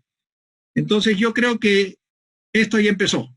La idea es cómo ya sobre el caballo ir mejorando, ir trabajando sobre todo las capacidades de la gente, de los tomadores de decisión, para aprovechar esta tremenda oportunidad que se nos abre, ¿sí? Ahora, no solamente la tecnología actual, estamos viendo el desarrollo de los celulares, de los wearables. Las tecnológicas están, sobre todo Apple, muy invirtiendo mucha plata en tratar de hacer de que el médico esté al alcance de tu mano a través de un celular. Por no hablar ya de la inteligencia artificial y demás, que ya el Watson y que hoy por hoy está haciendo diagnósticos con mejor probabilidad de éxito que un agente médico, ¿sí? Pero yo creo que la oportunidad está allí y yo creo que ya empezamos. La idea es ver cómo acelerar el ritmo de esto y aprovecharlo para salir adelante y construir un mejor sector a partir de la desgracia que nos ha tocado a todos, ¿sí? Es un poco lo que tengo que decirles.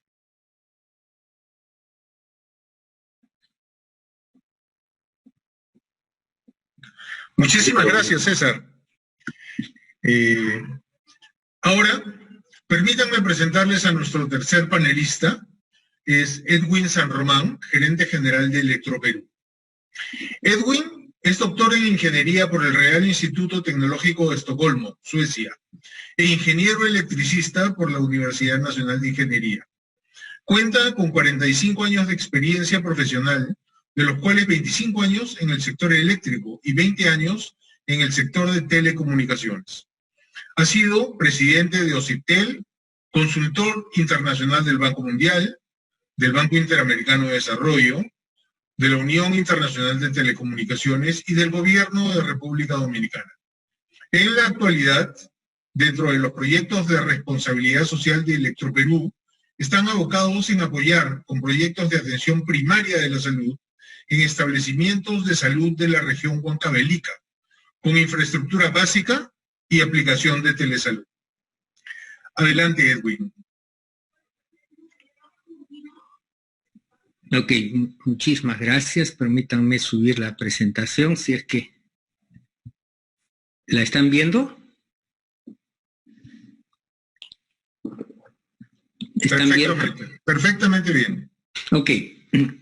Muy buenas tardes. Quiero agradecer al Instituto de Transformación Digital para el Desarrollo y a la Universidad de TESAM por la invitación a participar en esta conferencia internacional de telemedicina, retos actuales de los sistemas de salud y el rol de las TICs en su desempeño.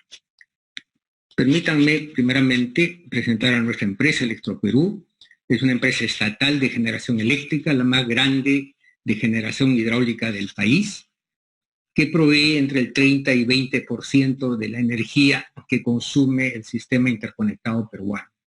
Nuestra área de influencia directa comprende centros poblados situados en los distritos de Colcabamba, Quishuas y Acoria, en la región Huancavelica.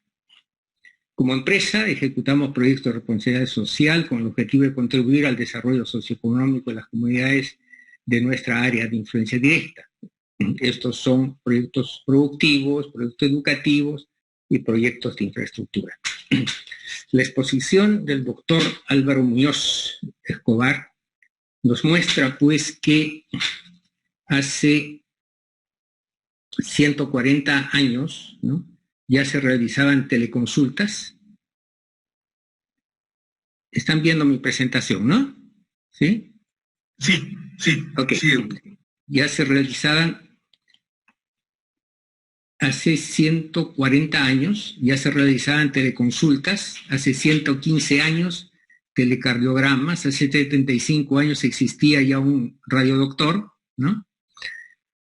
Y hace 60 años ya había teleeducación. Perdón, ¿hay algún problema con mi presentación? Indica, por favor, si está viendo la lámina o avanzo. No, allá, tú estás... ¿Avanzo? ¿Puedes regresar, por favor? Ok. Sí, ahora sí avanza, ¿ya? Ok. La pandemia del COVID-19 ha hecho que nos mantengamos en casa y evitemos el contacto social. Tenemos un temor fundado de acudir a los hospitales y centros de salud, y lo hacemos solo en casos de emergencia. Y recién, y abro comillas, hemos descubierto que existe la telemedicina. Ya el doctor Muñoz nos ha dado una explicación de lo que es, cómo se hace, qué se necesita. Ahora nos queda la pregunta, ¿por qué no hemos hecho hasta ahora un uso masivo, especialmente en el Perú y en el Perú profundo y en las áreas rurales, de estas tecnologías? Para poder implementar la telemedicina necesitamos realizar un trabajo articulado con todos los actores a nivel nacional, regional y local para garantizar la sostenibilidad de la intervención. En nuestro caso, como cooperación técnica y financiera de Electroperú, es necesario que coordinemos con los equipos de gestión de los establecimientos de salud, de las redes de salud involucradas, en este caso de la Dirección Regional de Salud de Huancavelica. Es clave para darle continuidad, sostenibilidad a la intervención, así como el referente normativo del Ministerio de Salud. Creemos importante también que debería de participar la academia. Como Electroperú, teníamos el objetivo inicial de desarrollar un proyecto piloto de implementación de telemedicina en 15 establecimientos de salud, los que se encuentran en nuestra zona de influencia, que pudiese ser modelo y, de ser exitoso, ser replicado en toda la región. Con esa finalidad, buscamos asesoramiento de especialistas médicos y contamos actualmente con el apoyo del doctor Seimer Escobedo. Nos contactamos con la Dirección de Telesalud del Ministerio de Salud, con la Dirección de Salud de la región Huancavelica y con las directoras de la red de salud de Tayacaja y Huancavelica. Igualmente tomamos contacto, recuerda usted, con el doctor Leonardo Rojas Mesarina, que es el coordinador de la unidad de telesalud de la Facultad de Medicina de la Universidad Mayor de San Marcos, que también es panelista en este evento. ¿Puede pasar la siguiente lámina, por favor? En paralelo con la implementación de las nuevas tecnologías y modalidades de prestaciones de servicios como telesalud, también es urgente y necesario intervenir en aspectos básicos para el funcionamiento de los establecimientos de salud. Por esta razón, después de realizar un diagnóstico rápido de sus necesidades, hemos hecho entrega de equipos y materiales a los establecimientos de salud como aspiradores de secreciones, como se muestra en la lámina, botiquines, equipos de protección, elementos de limpieza y desinfección. La siguiente lámina, por favor.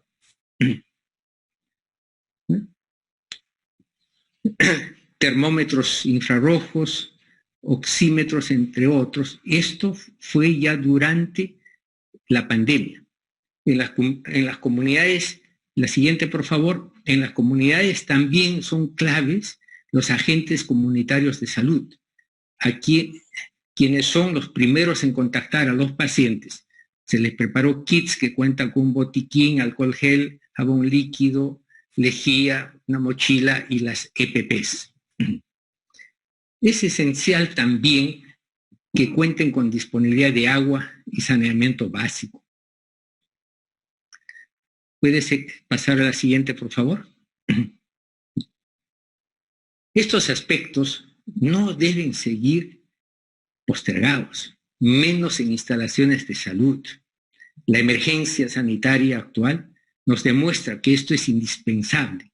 El lavado de manos es igual a disponibilidad del agua permanente en los establecimientos de salud para pacientes y personal. Como dicen, una imagen vale más que 1000 palabras. Pueden ver esta imagen y puede pasar, por favor, la siguiente.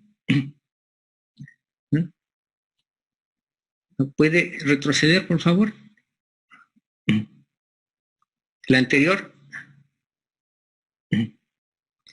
No, hay una lámina que, siga por favor, hay una lámina que no está, pero se la puedo describir, que mostraba cómo eran los lavatorios en centros de salud que visitamos. Era un recipiente de estos de 5 litros con agua, con un caño y un lavador abajo. Eso se está usando en este momento en centros de salud como elemento de limpieza. Ante esta realidad, hemos decidido, como una segunda intervención, realizar el mantenimiento y mejora de la infraestructura de agua y desagüe de los puestos de salud, el que esperamos puedan iniciarse este mes y culminarlos en septiembre. En la reunión que tuvimos con la Dirección de Telesalud del MINSA, fue muy esclarecedora, ¿no? Allí tuvimos la oportunidad de conversar con la doctora Ma, un saludo muy fraterno para ella, y nos hizo pisar tierra, al decirnos que si el personal de los puestos de salud contasen solo con teléfonos celulares que tengan servicio de voz y mensajes de texto, y existiese un centro consultor que atienda las consultas, haga los diagnósticos, las recomendaciones y emita las recetas, y que permita que las medicinas lleguen oportunamente a los pacientes, los pobladores podrían tener una atención oportuna y evitar la necesidad de ir y abarrotar los hospitales que actualmente se encuentran prácticamente colapsados, y podrían salvarse muchas más vidas. Por esta razón, nuestra tercera intervención será proveer de teléfonos celulares con servicios de voz y datos, y estamos buscando los centros consultores que puedan dar el servicio a los puestos de salud, que son los centros consultantes, y también es muy importante diseñar e implementar un sistema logístico eficiente que pueda hacer llegar las medicinas a los pacientes en forma oportuna. Una vez implementado y que funcione este sistema piloto, podremos progresivamente apoyar para implementar con otros equipos y mejorar la conectividad, proveer de repente videocámaras que hoy día se pueden conseguir a precios módicos, $100, que podrían ayudar bastante, así como equipos, por ejemplo, ecógrafos que funcionan de manera asíncrona y que pueden transmitir las imágenes usando las redes de baja velocidad que se tienen en estos sectores, cuyos costos están en el orden de $8 a $10,000. El entrenamiento del personal es fundamental y debemos romper los paradigmas y empezar, como dicen, a pensar fuera de la caja. Esperamos que este sea un proyecto que pueda demostrar que se puede solucionar problemas con cosas simples, pero que requieren el compromiso de todos los sectores que intervienen. También somos conscientes que la implementación de proyectos de telemedicina son complejos y que deberían cumplirse e implementarse con normas que protejan la confidencialidad y seguridad de la información de los pacientes, como las historias clínicas digitalizadas, que como mencionaba el conferencista, no sería óptimo solo usar WhatsApp para llamarse telemedicina. Sin embargo, debemos tener presente que en este momento estamos en una emergencia y que debemos recurrir a usar todo lo que tengamos a la mano para ayudar a mejorar la atención de los pacientes, sin descuidar que a futuro debería de cumplirse con todas las normas que permitan dar un servicio óptimo. Las crisis son oportunidades y esta crisis nos ha permitido a todos y nos está permitiendo a todos romper muchísimos paradigmas y encontrar soluciones innovadoras para implementar.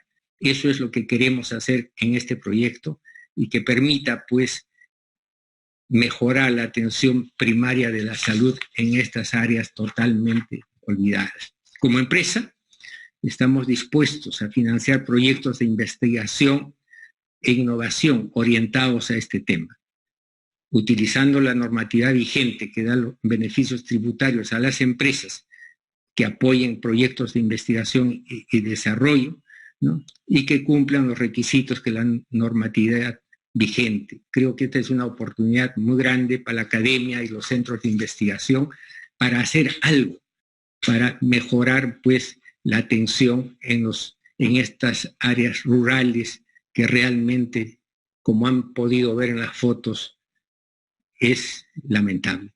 Muchísimas gracias por la invitación.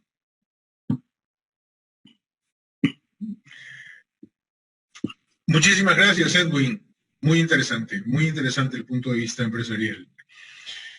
A continuación, quiero pedirle unos comentarios a nuestra invitada especial, una de nuestros dos invitados especiales, la doctora Liliana Ma Cárdenas, que es directora general de Telesalud, Referencias y Urgencias del Ministerio de Salud.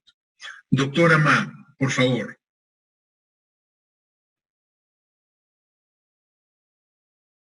¿Cómo está? Buenas tardes.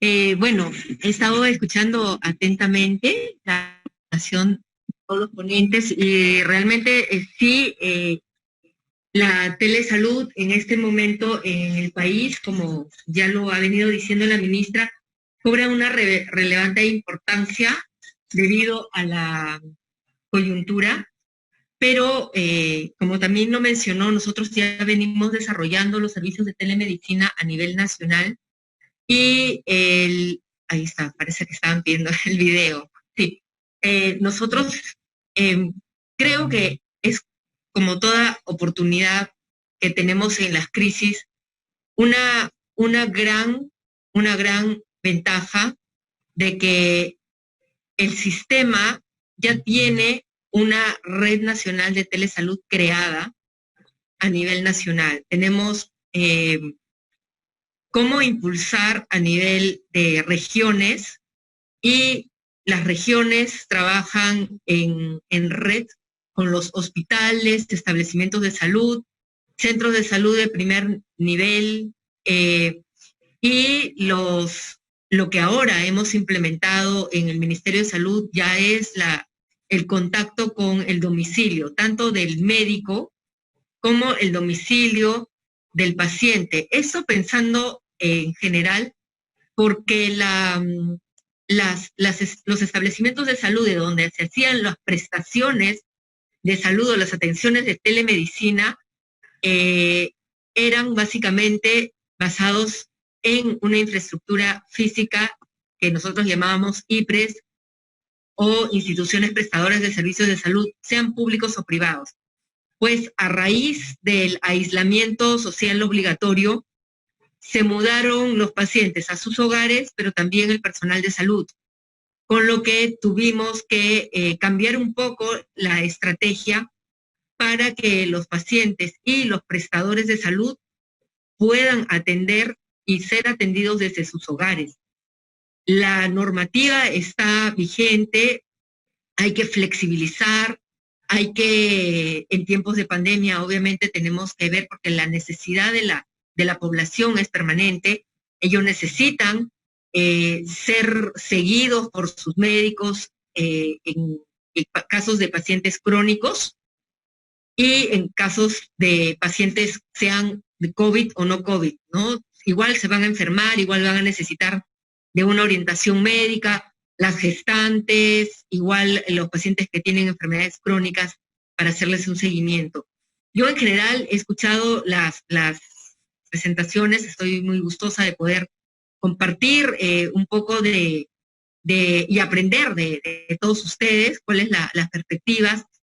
Totalmente de acuerdo en muchos de los conceptos y los temas de seguridad que nosotros tenemos que cuidar, ¿no? Del paciente. La telemedicina no lo es todo, y asimismo telesalud ahora se convierte en un aliado no solamente del paciente, sino de un usuario que necesita un consejo de salud sin llegar a ser paciente. También se convierte en un aliado del profesional de la salud, porque a través de las telecapacitaciones podemos adquirir conocimientos, sobre todo en esta época del COVID, que nadie conocía el COVID, nadie sabía cómo era el COVID. Entonces, las telecapacitaciones han sido el medio por el cual, a través de una inmovilización nacional, hemos podido todavía mantenernos informados, con capacitaciones al día, no solamente nacionales, sino también internacionales, poder invitar expositores para conocer de sus experiencias. Otro de los grandes beneficiados vienen a ser la población, ¿no? La población con la información que se brinda a través de las TICs. Entonces, yo solamente felicitar a los organizadores, a los participantes, a los panelistas, y decirles que realmente sí seguimos trabajando desde el Ministerio de Salud en pro de tener una telesalud que sea básicamente del alcance de la mayoría de la población, que aún que no tenga internet, sino yendo ya a la telefonía fija o móvil, al uso de la tecnología acertada, que sea democrática, que sea oportuna, que sea bien llevada y que esté obviamente con una legislación, un marco legal que permita una seguridad para todos. Asimismo, creo que dentro de las reflexiones que también debemos llegar a hacer es que no lo es todo, no significa todo, pero creo que tiene que tener un porcentaje ya de presentaciones virtuales, las atenciones, un formato virtual, así como hay un formato móvil o un formato fijo. ¿No saltamos esa pregunta? La dejamos pendiente, mejor dicho, no nos saltamos, la dejamos pendiente. Nos encargaremos, ¿no es cierto, Armando?, de que nos envíen una luz sobre la respuesta. Siempre el TDD y ESAN nos preocupamos porque todas las preguntas sean respondidas y las enviamos en documentación y colgamos eso. Así que la hablo como pendiente. Aquí quisiera un poquito la ayuda de todos. Cuando hablamos de teleconsulta, telemonitoreo, teleatención, por supuesto, y en medicina, tenemos un paradigma en la cabeza, y el paradigma es de que estas consultas pueden tomar mucho tiempo.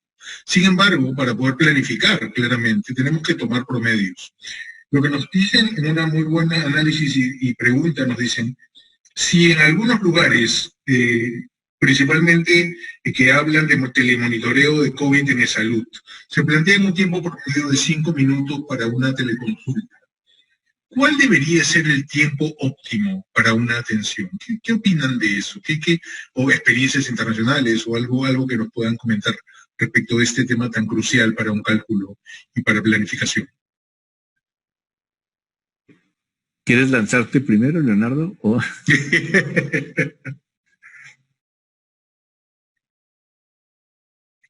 No, tú primero, Álvaro, y después yo.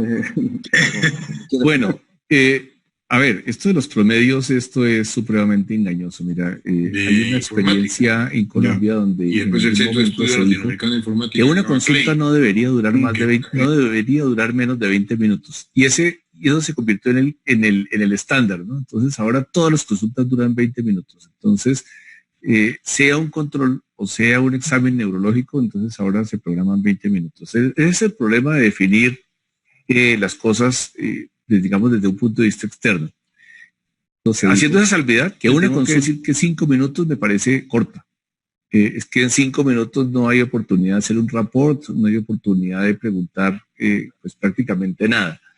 Yo no sabría si 5 o 6.5 o 7.4, porque es que el problema de los raseros puestos desde afuera es que surgen poco del sombrero. No debería durar más. No es por evadir la respuesta, pero yo diría que el tiempo necesario. Y eso se convirtió en el estándar, ¿no? Porque si la persona duran 20 minutos. Si la persona tiene dificultades, a veces, sea un control o sea un examen neurológico, entonces ahora se programa. No es fácil. No es fácil. El problema de definir la persona de pronto las cosas exprese sus necesidades, sus temores, etcétera. Uno haciendo esa salvedad, parafraseo para estar 5 minutos me parece que la persona está entendiendo que 5 minutos no hay oportunidad de hacer un rapport. No sabría si es más o menos, pero 5 minutos me parece tan corto como los 20 minutos arbitrarios. Yo creo que debemos huir de estas herramientas un poco facilistas, si se quiere, de las razones, ¿no? Porque es como cuando le preguntan a uno, ¿cuántos ortopedistas se necesitan por cada 100.000 habitantes? Depende, porque si estamos en Suiza, pues allá no se fractura nadie, pero si estamos en nuestros países se fractura todo el mundo. Entonces, depende.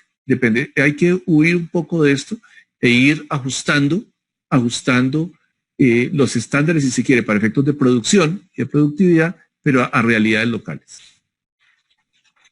Muchísimas gracias, Álvaro. Esa respuesta me gustó. Me gustó mucho. Sí, yo tal vez para complementando. Efectivamente, yo comienzo con lo que dice Álvaro, si estamos en Suiza, pues allá no. De hecho, nosotros tenemos nuestras propias normas para las atenciones físicas, de que no todas las atenciones tienen una misma duración, ¿no? De hecho, en el MINSA, las normas que tiene el ministerio, las primeras consultas suelen durar un poco más y hay especialidades que tienen como consultas mucho más que otras, ¿no? Entonces va a depender.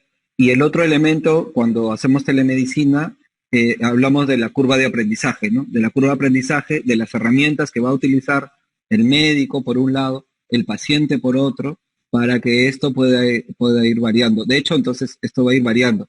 Va a depender mucho también de los estudios que se desarrollen, tanto de satisfacción o de desarrollo de la consulta por parte de los profesionales, como la experiencia que tiene el mismo paciente, que es muy importante, que no hay que dejarlo de tomar en cuenta, ¿no?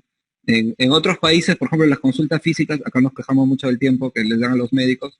En Inglaterra o el Reino Unido, que sabemos que su sistema es tan fuerte, sobre todo de atención primaria, tienen 10 minutos para hacer una atención de primaria, ¿no?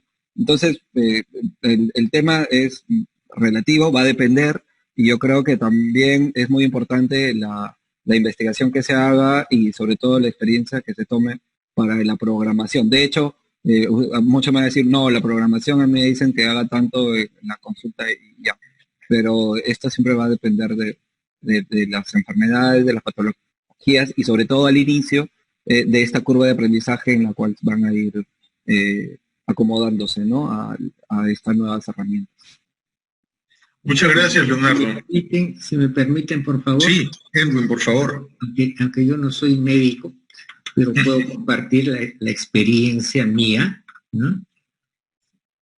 Yo hace mucho tiempo, años, que muchas de mis consultas con mi médico lo tengo por teléfono, ¿no? Y me toma, como dijo, yo concuerdo totalmente con Álvaro, ¿no? Me ha tomado a veces 3-4 minutos y a veces hemos estado media hora, ¿no? Y especialmente en esta época de pandemia con diferentes especialidades, ¿no? Han tomado entre 15 minutos y media hora. O sea que yo creo que, y no es posible, me toma digo, como un paciente, ¿no? Concuerdo totalmente, no Álvaro, fijar el tiempo, ¿no? Es lo que sea necesario para poder solucionarte tu problema. Ahora, ¿cómo encaja eso en la programación de un hospital donde se tiene que fijar los horarios? Bueno, yo creo que es un gran reto. Gracias. Muchas gracias, Edwin. Muy buen complemento. Álvaro, por favor. A veces para quitarse una presión convendría dejar de llamar todo consulta, porque en el caso que amablemente nos comparte el ingeniero Edwin, esa consulta, llamémosla así, consulta de 3-4 minutos puede ser con su médico y le dice, oíste, mira, tú me dijiste que me tomara esta, pero no sé si me dijiste que antes de comer o después de comer. No, tómatela después de comer, que no hay problema. Ah, perfecto, bueno, era solo eso, gracias. Pues eso, si queremos llamar consulta a eso, pues llamémoslo, ¿no? Pero no todas las relaciones con el sistema de salud o con el médico son consultas. Dejemos de llamar todo consulta y verá que se nos quita la presión, porque puede ser eso. No voy a defender la normatividad colombiana, pero eso de teleorientación, pues ayuda porque verdaderamente es una orientación, ¿no? Sale la señora de consulta y le dice, ay, el doctor me dijo que podía, estando embarazada, dormir de un lado, pero no me acuerdo de qué lado fue que me dijo, si izquierdo o derecho. Eso no es una consulta. Es simplemente una orientación, se la puede dar una persona que no es médico. Entonces yo creo que conviene, entendiendo que esto se convierte en un problema de productividad y de fino cálculo para los gestores, dejemos también de llamar todo consulta y verá que se nos facilita la vida. Muchísimas gracias, Álvaro. Muchísimas gracias. Antes de pasar a la próxima pregunta, quisiera hacer un comentario que nos piden hacer. Nos piden comentar el esfuerzo que están haciendo los investigadores peruanos en la producción de las vacunas, pero de aplicación oral, de forma oral. Porque esto lo están haciendo para pues no necesitar un ejército de vacunadores, ¿no? Entonces es un esfuerzo, me parece interesante de mencionar. Quisiera hacer una pregunta que es un poquito, ¿cómo les diría yo? Complicada, pero básica.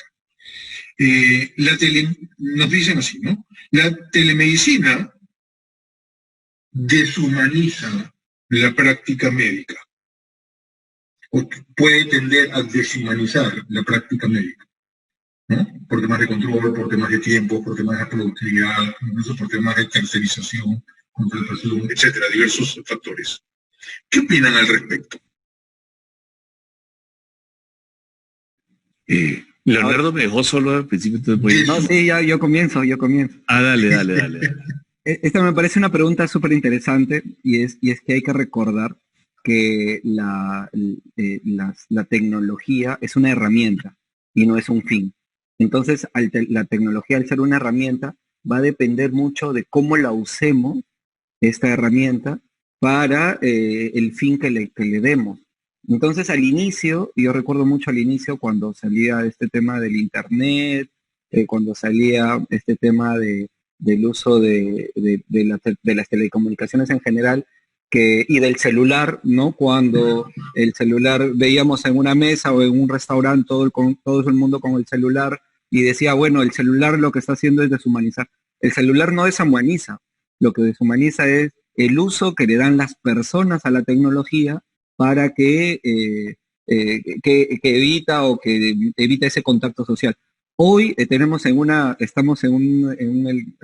situación sumamente sui generis, totalmente lo contrario, ¿no? Antes decíamos que la tecnología deshumanizaba y ahora lo que necesitamos es que la tecnología nos una. Y hoy, gracias a la tecnología, podemos tener a un expositor de otro país, hermano país de Colombia, otros espectadores de otros países, y la tecnología en realidad hoy nos está uniendo. Entonces, cuando pensamos que la tecnología va a deshumanizar, en realidad lo que estamos haciendo es un mal uso de la tecnología.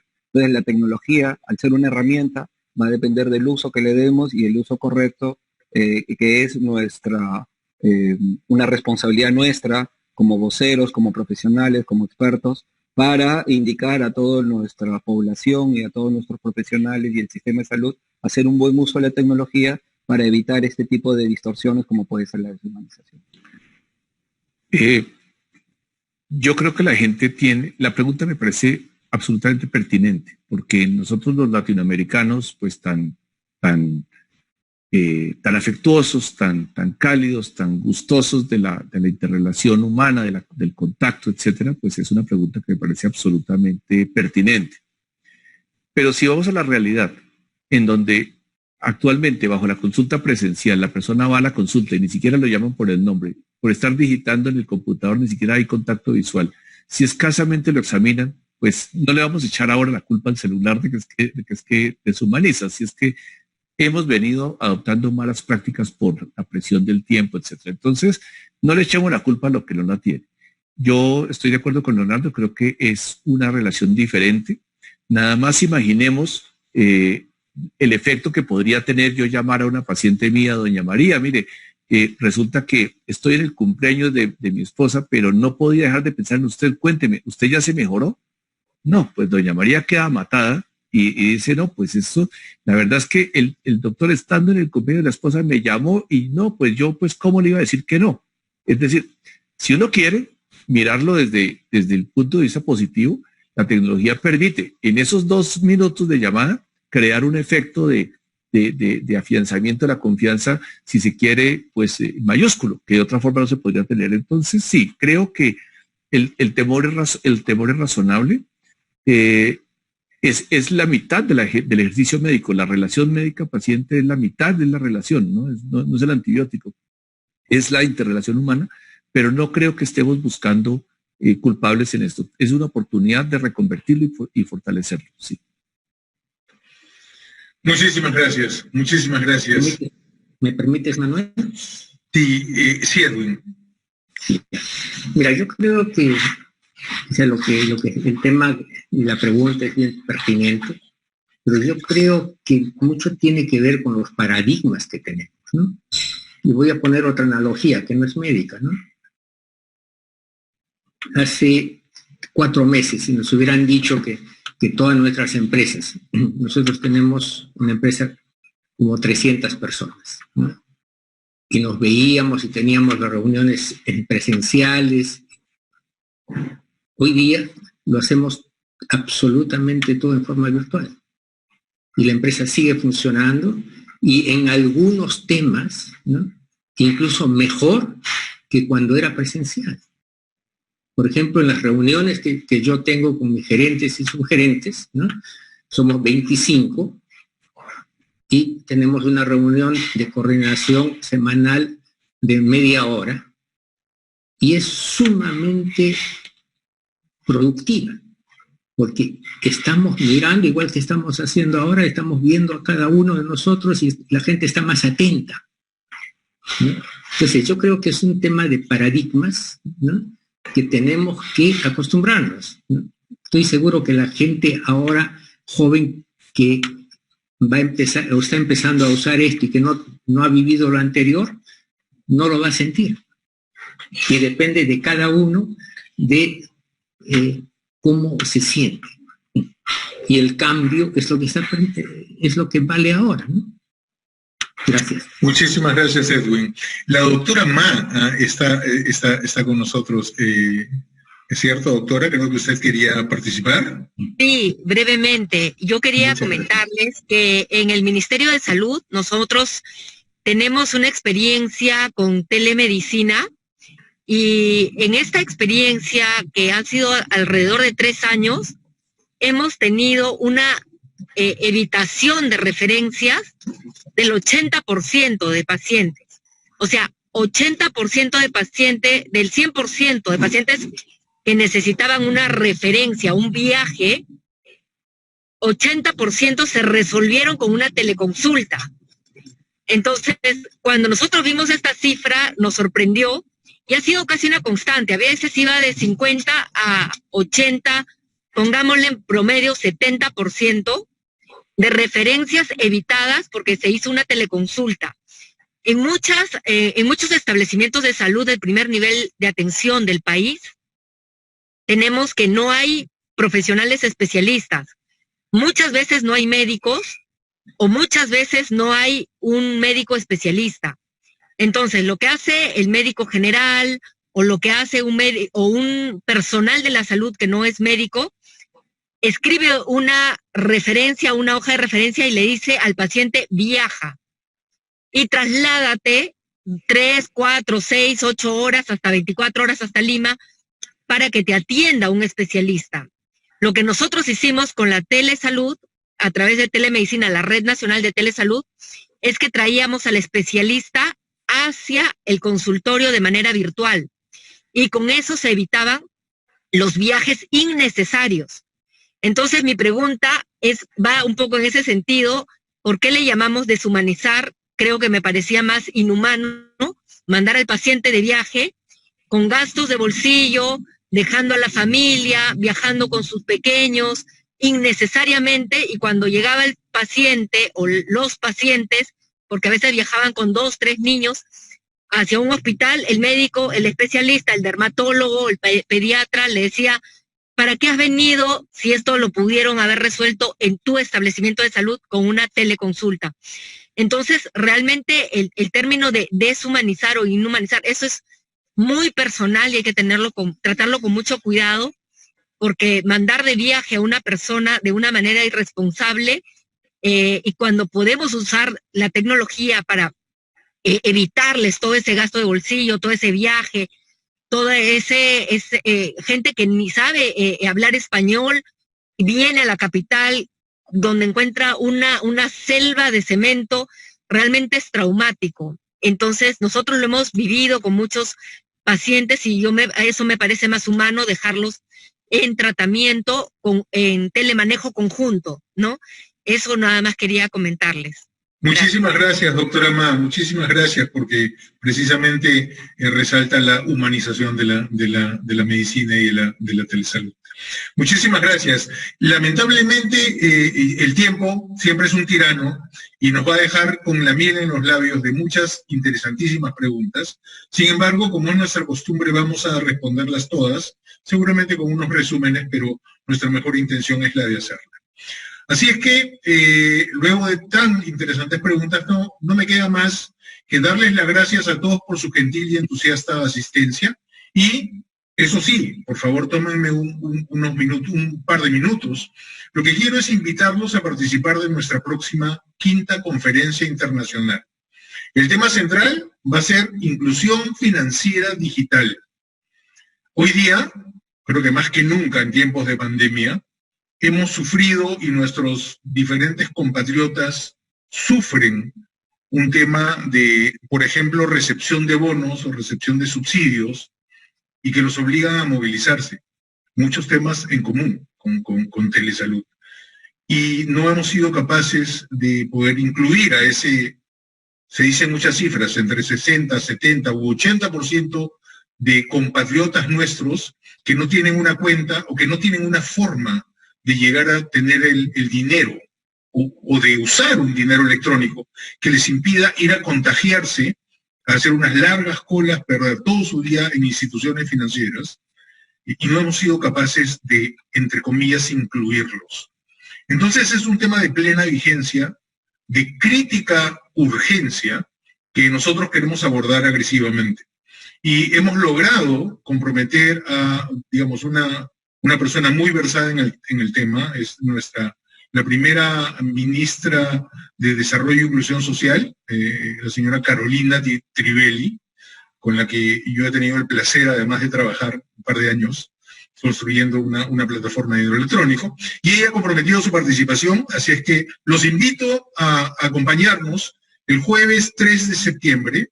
Pueden entrar en nuestras redes sociales para ver más información y registrarse rápido, porque va a estar muy, muy interesante.